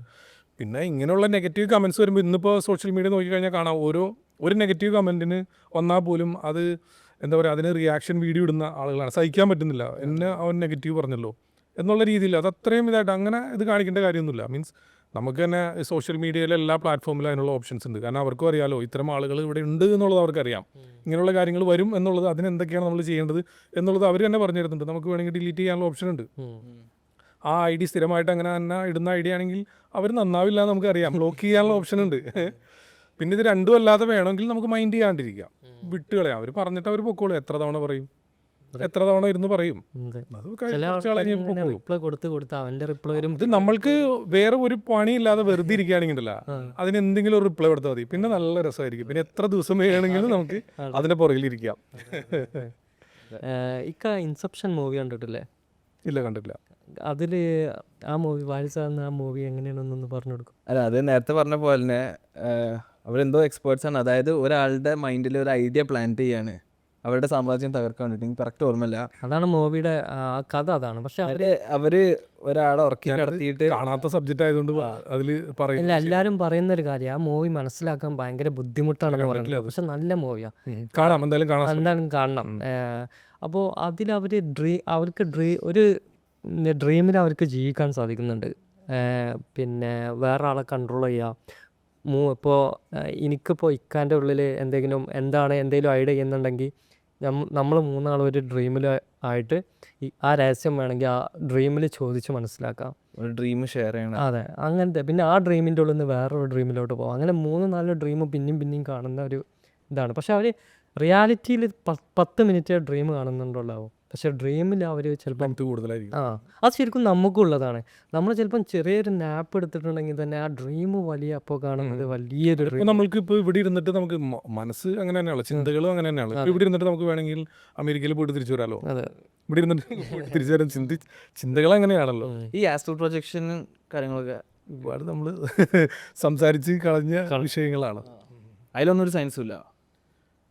അതായത് ഒരുപാട് ആൾക്കാർ ക്ലെയിം ചെയ്യുന്നുണ്ട് അവർ ആസ്ട്രൽ പ്രൊജക്ഷൻ ചെയ്യുന്നുണ്ട് എന്നുള്ളതൊക്കെ. Out of body experience not possible. ഇല്ലില്ല, അതിനെപ്പറ്റി ആധികാരികമായിട്ട് പറയാൻ ഞാൻ തീർച്ചയായിട്ടും അതേപ്പറ്റി ശരിക്കും നല്ല രീതിയിൽ പഠനം നടത്തിയിട്ടില്ല ഞാൻ അതിനെപ്പറ്റി. പിന്നെ മുൻപ് ഞാൻ അതിൻ്റെ ബേസിക് ആയിട്ടുള്ള കുറേ കാര്യങ്ങൾ പറഞ്ഞു പോയതാണ്. പക്ഷേ ഈ നമ്മൾ എന്ത് പറഞ്ഞാലും ഞാൻ പറഞ്ഞില്ലേ, നമ്മൾ ഒരു മെൻ്റലിസ്റ്റ് അല്ലെങ്കിൽ മിറാക്കിൾ ബസ്റ്റർ എന്നുള്ള ഒരു ടൈറ്റിൽ ഇരുന്നിട്ടാണ് നമ്മൾ സംസാരിക്കുന്നത്. അപ്പോൾ ചില കാര്യങ്ങളൊക്കെ നമ്മൾ പറയുമ്പോൾ അത് റോങ് ആയ രീതിയിലും ആളുകൾ അത് എടുക്കുന്നുണ്ട്. കാരണം ഓക്കെ അല്ല, പിന്നെ പല മെൻ്റലിസ്റ്റുകൾ ക്ലെയിം ചെയ്യണതാണ് അവർ പോലീസുകാരെ സഹായിക്കുന്നുണ്ട്. അത് നേരത്തെ പറഞ്ഞു അത് പോസിബിൾ ആണോ? അല്ല, ഞാൻ പറയില്ല, മെൻ്റലിസം എന്ന് പറയുന്ന ഒരു കലയിൽ നിന്നിട്ട് അത് പോസിബിൾ ആണെന്ന് ചോദിച്ചു കഴിഞ്ഞാൽ അത് പോസിബിൾ അല്ല എന്നേ പറയാൻ പറ്റുള്ളൂ. പക്ഷേ നമ്മൾക്ക് അതിൽ ആ ഒരു എന്താ പറയുക, ഈ കേസന്വേഷണം അങ്ങനെയുള്ള മേഖലയുമായി ബന്ധപ്പെട്ട് നമുക്ക് ടാലൻ്റ് ഉണ്ടെങ്കിൽ, നമുക്ക് നമ്മുടെ സുഹൃത്തുക്കളുണ്ടെങ്കിൽ, ഇപ്പോൾ ഞാൻ പറഞ്ഞു കേരള പോലീസിൽ തന്നെ നമുക്ക് ഒരുപാട് സുഹൃത്തുക്കൾ എനിക്കുണ്ട്.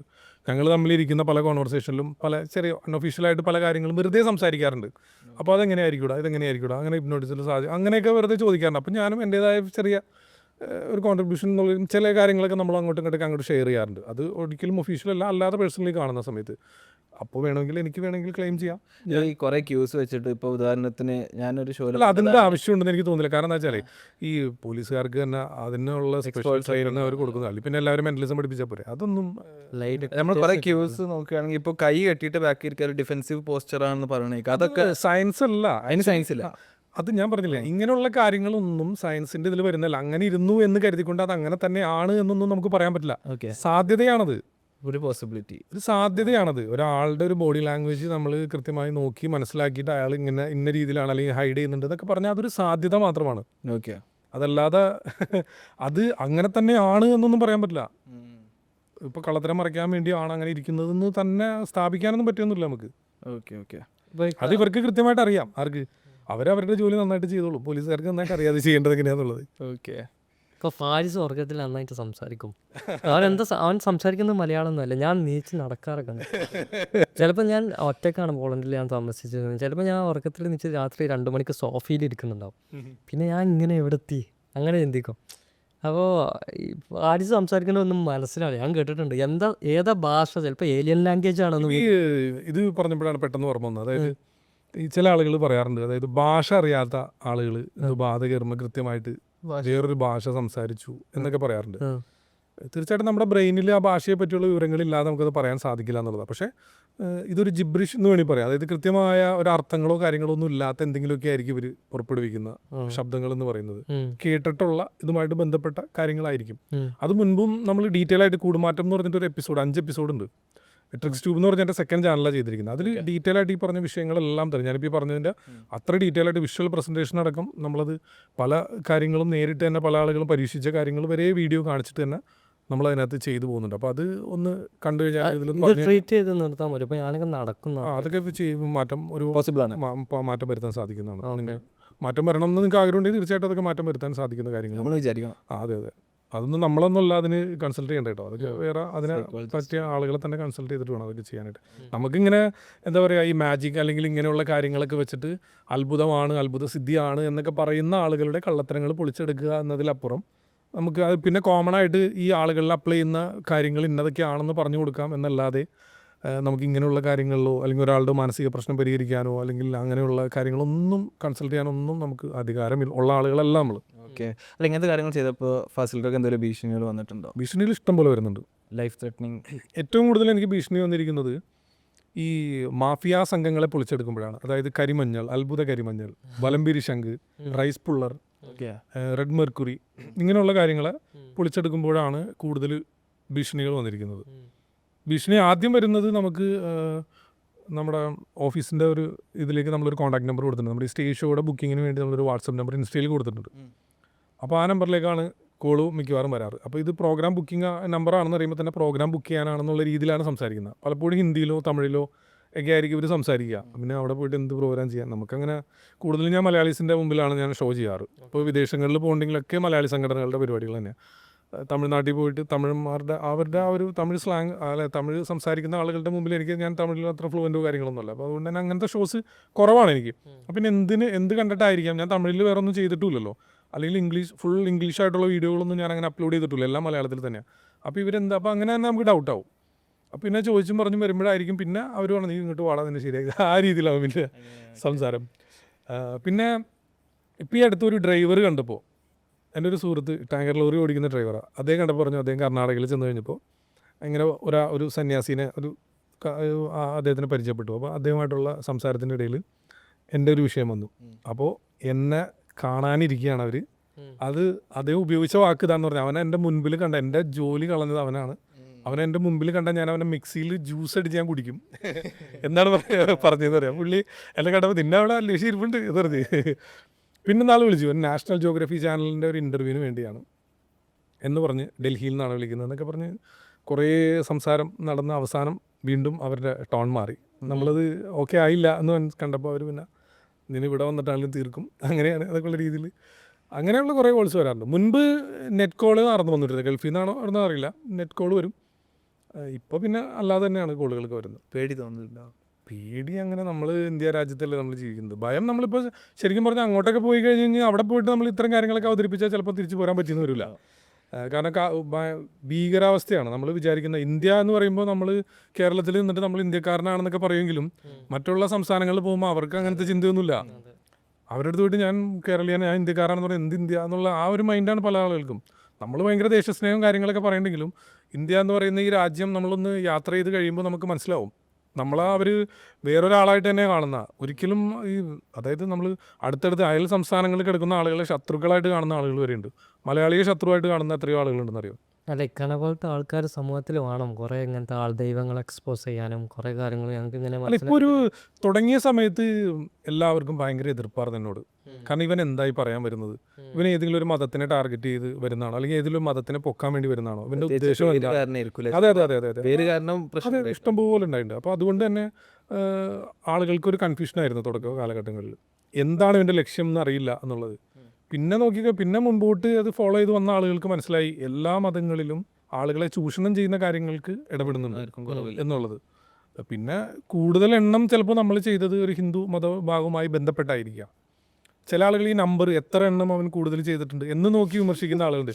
അവൻ 101 അവൻ ഹിന്ദുക്കളെയാണ് ചെയ്തിരിക്കുന്നത്, 90 മുസ്ലിംസിൻ്റെ ചെയ്തിട്ടുള്ളൂ, 10-12 മാത്രമേ ക്രിസ്ത്യൻ ചെയ്തിട്ടുള്ളൂ.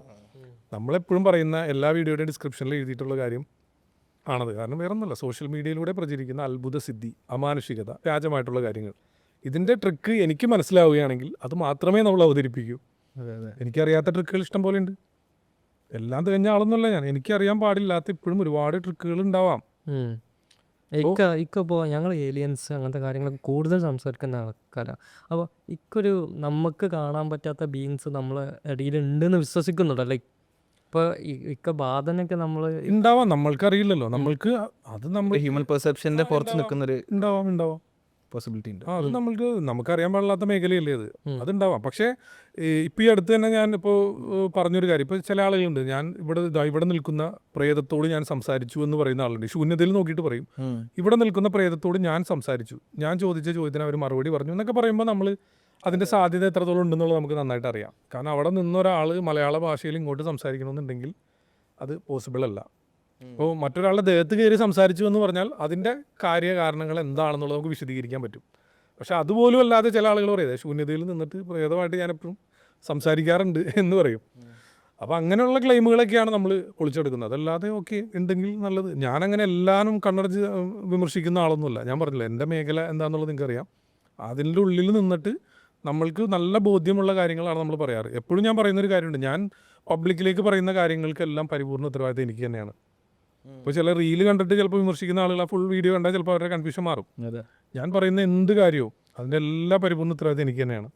പക്ഷെ അത് ഓരോരുത്തരും ഏത് രീതിയിലാണ് മനസ്സിലാക്കുന്നത് എന്നുള്ളതിൻ്റെ പരിപൂർണ്ണ ഉത്തരവാദിത്തം അവർക്കായിരിക്കും. അപ്പോൾ പലരും പല രീതിയിലായിരിക്കും അത് മനസ്സിലാക്കിയെടുക്കുന്നത്. അതിന് എനിക്ക് ഉത്തരവാദിത്തം എടുക്കാൻ സാധിക്കില്ല. ഫസൽക്ക് നേരത്തെ പറഞ്ഞല്ലോ ആൾദൈവങ്ങളുടെ എണ്ണമൊക്കെ കൂടി വരികയാണ്. കാരണം അത് ഭയങ്കര അത്ഭുതമാണ്. അല്ല, ശാസ്ത്രം പുരോഗമിക്കുമ്പോൾ ഇത് കുറയും എന്നുള്ളതായിരുന്നു നമ്മളുടെ ധാരണ. പക്ഷെ നമ്മുടെ ഇന്ത്യ എന്ന് പറയുന്ന ഈ ഒരു മഹാരാജ്യത്തിൽ നേരെ റിവേഴ്സാണ് സംഭവിച്ചുകൊണ്ടിരിക്കുന്നത്. അതിന് കാരണം എന്തായിരിക്കും? ഇത്ര സോഷ്യൽ മീഡിയ ഇത്ര അവയർനെസ് ഉണ്ടായിട്ട് പോലും അങ്ങനെ കൂടി വരാനുള്ള കാരണം ഇത് സത്യസായിബാബാന്റെ ഒക്കെ നേരത്തെ ഞാൻ നോക്കിയപ്പോൾ 40,000 കോടിയാണ്. ഒരു ബിസിനസ്സുകാരനെ വരെ ചെയ്ത് കഴിഞ്ഞാൽ കിട്ടാത്തൊരു അല്ല, അതിൻ്റെ പ്രധാന റീസൺ ഞാൻ ഈ പറഞ്ഞതാണ്. കാരണം ഞാനിപ്പോഴും ഞാനൊരു അവയർനെസ് കൊടുക്കാൻ ഉദ്ദേശിക്കുന്നത്, അല്ലെങ്കിൽ മെസ്സേജ് ഞാൻ പാസ് ചെയ്യാൻ ഉദ്ദേശിക്കുന്നത് കൊച്ചു കുട്ടികളിലേക്കാണ്. കാരണം ആ ഒരു വളർന്നു വരുന്ന തലമുറയിൽ നിന്ന് മാറ്റം വരുത്തിയാൽ മാത്രമാണ് ഇത് നമുക്ക് പൂർണ്ണമായിട്ടും ഇല്ലാതെയാക്കാനായിട്ട് സാധിക്കുകയുള്ളൂ. അതല്ലാത്തിടത്തോളം കാലം അതായത് ഇപ്പോൾ എത്ര വലിയ വിദ്യാഭ്യാസം നേടിയാലും വലിയ പൊസിഷനിലിരിക്കുന്ന ആളാണ്, സയൻറ്റിസ്റ്റ് ആണെന്ന് പറഞ്ഞാലും കാര്യമില്ല. കാരണം എന്താ വെച്ചാൽ അവർ ചെറിയ പ്രായത്തിൽ അവർ തലയിൽ കയറ്റി വെച്ചിരിക്കുന്ന കാര്യങ്ങൾ തന്നെ ഫോളോ ചെയ്തുകൊണ്ടിരിക്കും. ഭയങ്കര സയൻസ് സംസാരിക്കുന്ന ആളായിരിക്കും, എന്നാൽ ഈ പറഞ്ഞ അന്ധവിശ്വാസത്തിൻ്റെ അങ്ങേയറ്റം ഉണ്ടാവുകയും ചെയ്യും. അതാണ് ഈ ഒരു പ്രശ്നമായിട്ട് നമ്മൾ മനസ്സിലാക്കുന്നത്. അപ്പോൾ ചെറിയ കുട്ടികളിൽ നിന്നാണ് എപ്പോഴും നമ്മൾ ആരംഭിക്കേണ്ടത്, അവയർനെസ് കൊടുക്കേണ്ടത് അവർക്കാണ്. മുതിർന്ന ആളുകൾക്ക് കൊടുത്താൽ അതിൽ ഒരു സെലക്റ്റീവായിട്ടുള്ള കുറച്ച് ആളുകൾക്ക് മാത്രമാണ് ഇത് കൃത്യമായ കാര്യം മനസ്സിലായി മാറ്റം വരികയുള്ളൂ. പക്ഷെ നമ്മൾ പറയാനുള്ളത് പറഞ്ഞുകൊണ്ടിരിക്കും. അത് തന്നെയുള്ള നമുക്കറിയാവുന്ന കാര്യങ്ങൾ നമ്മൾ ഈ ഭൂമി ഇപ്പോൾ പല ആളുകളും പറയുന്ന ഒരു കാര്യം എന്ന് വെച്ച് കഴിഞ്ഞാൽ, എന്നെ സംബന്ധിച്ചിടത്തോളം എനിക്ക് ഒരുപാട് പ്രോഗ്രാംസ് ഇതുകൊണ്ട് നഷ്ടപ്പെട്ടിട്ടുണ്ട്. ഒരുപാട് സ്റ്റേജ് ഷോസിൽ നിന്ന് തന്നെ ഒഴിവാക്കിയിട്ടുണ്ട്. ഒരുപാട് നഷ്ടങ്ങൾ എനിക്ക് ഉണ്ടായിട്ടുണ്ട്. എന്ന് കരുതി എനിക്ക് ഇത് ഇഷ്ടപ്പെടുന്ന ആളുകൾ എനിക്ക് പ്രോഗ്രാംസും തരുന്നുണ്ട്. ഇങ്ങനെയുള്ള കാര്യങ്ങൾ വിളിച്ച് പറയുന്നതിൻ്റെ ഒരു ഇഷ്ടം കൊണ്ട് തന്നെ ഒരുപാട് പ്രോഗ്രാംസും എനിക്ക് വരുന്നുണ്ട്. അപ്പോൾ പലരും പറയുന്നൊരു കാര്യമാണ്, നിനക്കിപ്പോഴും തിരിച്ചു വരാനുള്ളൊരു സാധ്യതയുണ്ട്. കാരണം ഇതെല്ലാം വെറുതെ ആയിരുന്നു, ഒരു അത്ഭുത സിദ്ധി ഉണ്ടെന്നാണ് പറഞ്ഞത്.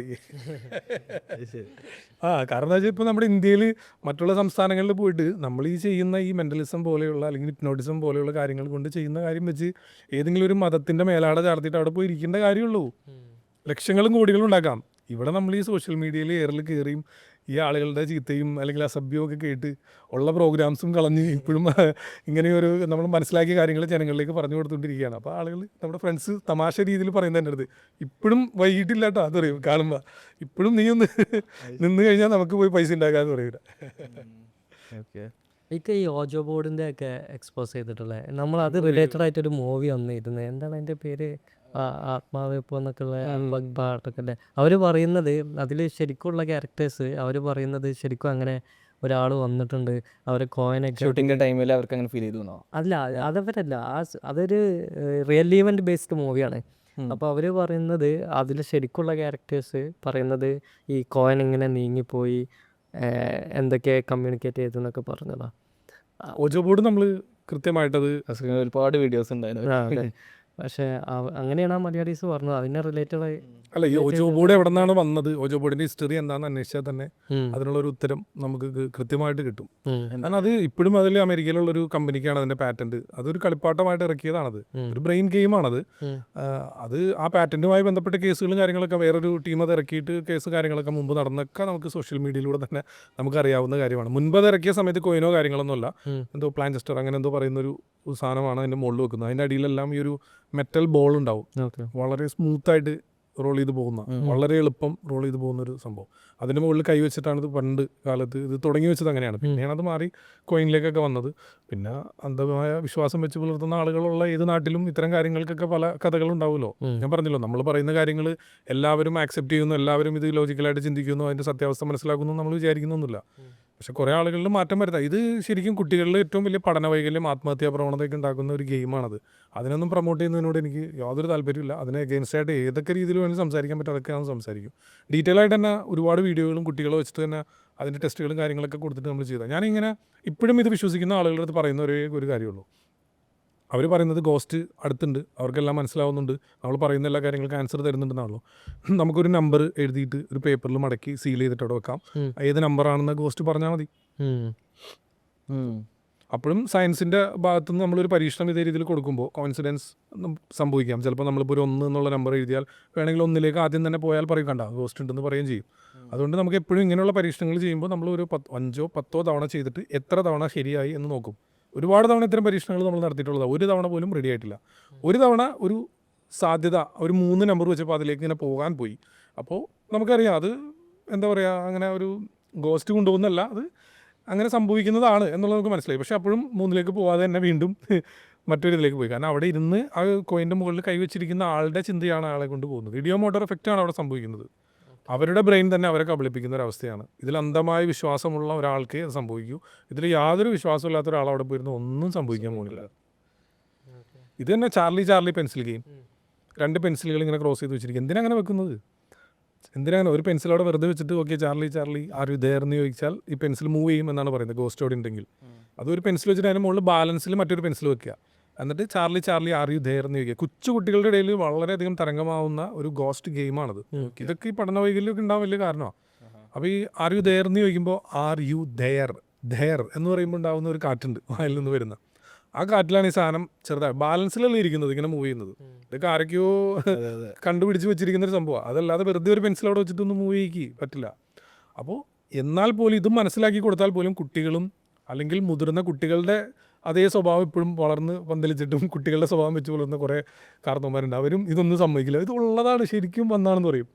അപ്പോൾ അങ്ങനെയുള്ള ആളുകളുടെ നമ്മൾ കൊടുത്തൊരു പരീക്ഷണം ഒരു ചെറിയൊരു കാർഡ്ബോർഡിൻ്റെ ഒരു ബോക്സ്, അതിൻ്റെ മുകൾ ഭാഗവും അടിഭാഗവും ഇല്ലാതെ അത് വെച്ചിട്ട് അതിൻ്റെ ഉള്ളിൽ ഇത് വെച്ചു, ഈ പെൻസിൽ വെച്ചു. എന്നിട്ട് ഇനി പറയാൻ പറഞ്ഞു. അപ്പോൾ ഈ കാറ്റ് പോവില്ലല്ലോ, ഇതിൽ തട്ടിയിട്ട് കാണാൻ പറ്റും, പക്ഷെ കാറ്റ് അതിലേക്ക് പോവില്ല, ഇത് അനങ്ങുന്നില്ല. അങ്ങനെയാണത് നമ്മൾ എക്സ്പോസ് ചെയ്തത് ഇതിൻ്റെ റിയാലിറ്റി. എന്നാലും മനസ്സിലാക്കാത്ത ആളുകളുണ്ട്. ഇനി ഓജോ ബോർഡ് കഴിഞ്ഞ് ഇനി വേറെയും വരും. ഇതിൻ്റെ വകഭേദങ്ങൾ പലതും ഇങ്ങനെ വന്നുകൊണ്ടിരിക്കും. കാരണം ഈ ഇത്തരം അന്ധമായ വിശ്വാസം വെച്ച് പുലർത്തുന്ന ധാരാളം ആളുകൾ ഇവിടെ ഉണ്ട്. അത് നല്ല വളക്കൂറുള്ള മണ്ണാണിത്, ഇങ്ങനെയുള്ള വിശ്വാസങ്ങളൊക്കെ ഇവിടെ വാരി വിതറാൻ പറ്റുമെന്ന് ചിന്തിക്കുന്ന ഒരുപാട് ആളുകൾ നമ്മുടെ നാട്ടിലുണ്ടല്ലോ. ഇതൊക്കെ മാർക്കറ്റ് ചെയ്യാൻ സാധിക്കുന്ന ഇത്തരം വിശ്വാസം പിടിച്ചു നിർത്തിയാൽ മാത്രമാണ് അവരുടെ ബിസിനസ് ഇതിനകത്ത് നടക്കുകയുള്ളൂ. ഇപ്പോൾ ഈ അടുത്ത് സന്തോഷ് ജോർജ് അങ്ങനെ പറഞ്ഞ പോലെ ഇതൊന്നും ഇല്ലാതെ ആയി കഴിഞ്ഞ് കഴിഞ്ഞാൽ ഏറ്റവും അധികം ജോലി നഷ്ടപ്പെടുന്ന ആളുകൾ ആരാണെന്നുള്ളത് പുള്ളി ഇപ്പോൾ പറഞ്ഞല്ലോ. അപ്പം അവരുടെയും കൂടെ ആവശ്യമാണ് ഇതൊക്കെ നിലനിർത്തി പോവുക എന്നുള്ളത്. അപ്പോൾ അതുകൊണ്ട് അവരതിനെ സപ്പോർട്ട് ചെയ്യും, നമ്മളിങ്ങനെ എതിർത്തുകൊണ്ടിരിക്കും. റിയാലിറ്റി ആളുകളെ പറഞ്ഞ് മനസ്സിലാക്കാൻ വേണ്ടി ഇങ്ങനെ ശ്രമിച്ചുകൊണ്ടിരിക്കും. നമ്മളിങ്ങനെ എയറിൽ കയറിക്കൊണ്ടിരിക്കും. ഇപ്പം മാജിക് ഫീൽഡ് വിട്ടു. ഇപ്പം മാജിക് ട്രിക്സ് ഒന്നും സ്റ്റേജിലൊന്നും പോകുമ്പോൾ അങ്ങനെ ചെയ്യാറുണ്ട്. മാജിക് ഇപ്പോഴും ഞാൻ പറഞ്ഞില്ല, അവതരണമാണ് ഇതിൻ്റെ ജീവൻ എന്ന് പറയുന്നത്. അപ്പോൾ അതുകൊണ്ട് തന്നെ പണ്ട് കണ്ട മാജിക്കുകൾ ചിലപ്പോൾ നമ്മളിപ്പോൾ പുതിയ അവതരണ രീതിയിൽ അവതരിപ്പിക്കുമ്പോൾ ആളുകൾക്ക് പെട്ടെന്ന് ആസ്വാദനം വരാറുണ്ട്. സിമ്പിളായിട്ടുള്ള ചില എഫക്റ്റുകളൊക്കെ ഇപ്പോഴും പണ്ട് ചെയ്തതൊക്കെ ഞാൻ മെൻ്റലിസം ഷോയുടെ ഇടയിൽ വെറുതെ നമ്മൾ ഒരു തമാശ രീതിയിൽ ചെയ്യാറുണ്ട്. പിന്നെ അവയർനെസ് ക്ലാസ്സുകളിൽ എപ്പോഴും നമുക്ക് മെൻ്റലിസത്തിനേക്കാൾ കൂടുതൽ ഈ വിഷ്വൽ, ഞാൻ പറഞ്ഞില്ല ട്രാൻസ് എന്ന് പറഞ്ഞ പോലെ തന്നെ ആളുകൾക്ക് എപ്പോഴും കാണാനും ശ്രദ്ധിക്കാനും എളുപ്പം വിഷ്വലായിരിക്കും. അപ്പോൾ വിഷ്വലി കളർഫുള്ളായിട്ട് കാണിക്കാൻ പറ്റുന്ന കുറേ മാജിക്കുകൾ ഉപയോഗിച്ചിട്ടാണ് ചില കുട്ടികൾക്ക് നമ്മൾ അവയർനെസ് ക്ലാസ് കൊടുക്കാറ്. അപ്പോൾ ചെറിയ ചെറിയ മാജിക്കുകൾ ഇപ്പോഴും അവതരിപ്പിക്കാറൊക്കെ ഉണ്ട്. ഈ ന്യൂസിൻ്റെ ഫേക്ക് വാർത്തയുടെ കാര്യം പറഞ്ഞല്ലോ, അതൊക്കെ നമ്മളൊരു ബോക്സൊക്കെ വെച്ചിട്ട് അങ്ങനെയാണ് നമ്മളത് വിഷ്വലിലൂടെയാണ് ആളുകൾക്ക് മനസ്സിലാക്കി കൊടുക്കുന്നത്. ചെയ്യാറില്ല എന്നല്ല, ചെയ്യാറുണ്ട്. ഒരു ആവറേജ് ഓഡിയൻസ് സൈസ് ഒക്കെ എത്ര പേരിൽ ഇപ്പോൾ എങ്ങനെ ഓഡിയൻസ് സൈസ് ഷോയിലിപ്പോൾ നോർമൽ നമ്മുടെ കേരളത്തിലെ ഒരു ഓഡിറ്റോറിയത്തിൻ്റെ ഒരു കപ്പാസിറ്റി മാക്സിമം ഒരു 800ഒക്കെയാണ് സീറ്റിംഗ് കപ്പാസിറ്റി എന്ന് പറഞ്ഞാൽ. 1000-1200 വരെയൊക്കെ പോകും.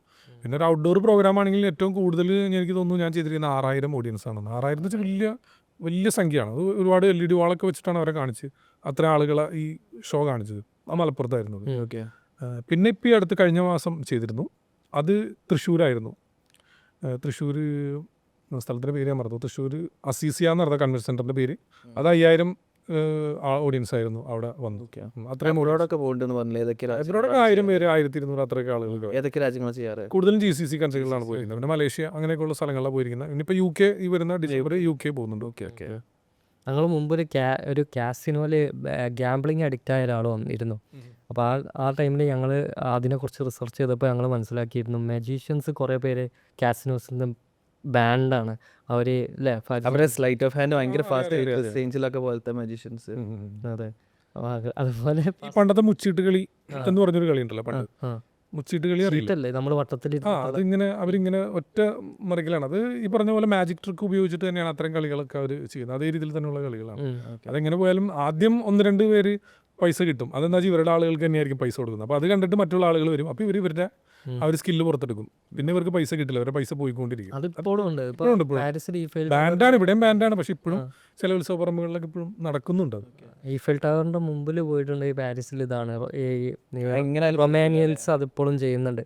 അവരെ കുറച്ച് ആൾക്കാർ ചുറ്റും നിന്ന് കുറച്ച് യൂറോ കൊടുക്കും, എന്നിട്ട് നമ്മളോട് നീ ഇന്ന് കളിച്ചു നോക്ക് കൃഷ്ണൻ. അവരെ ആൾക്കാർ തന്നെയാണ് പറയുന്നത്. കുറേ ആൾക്കാർ അതിൽ വീഴുന്നുണ്ട്.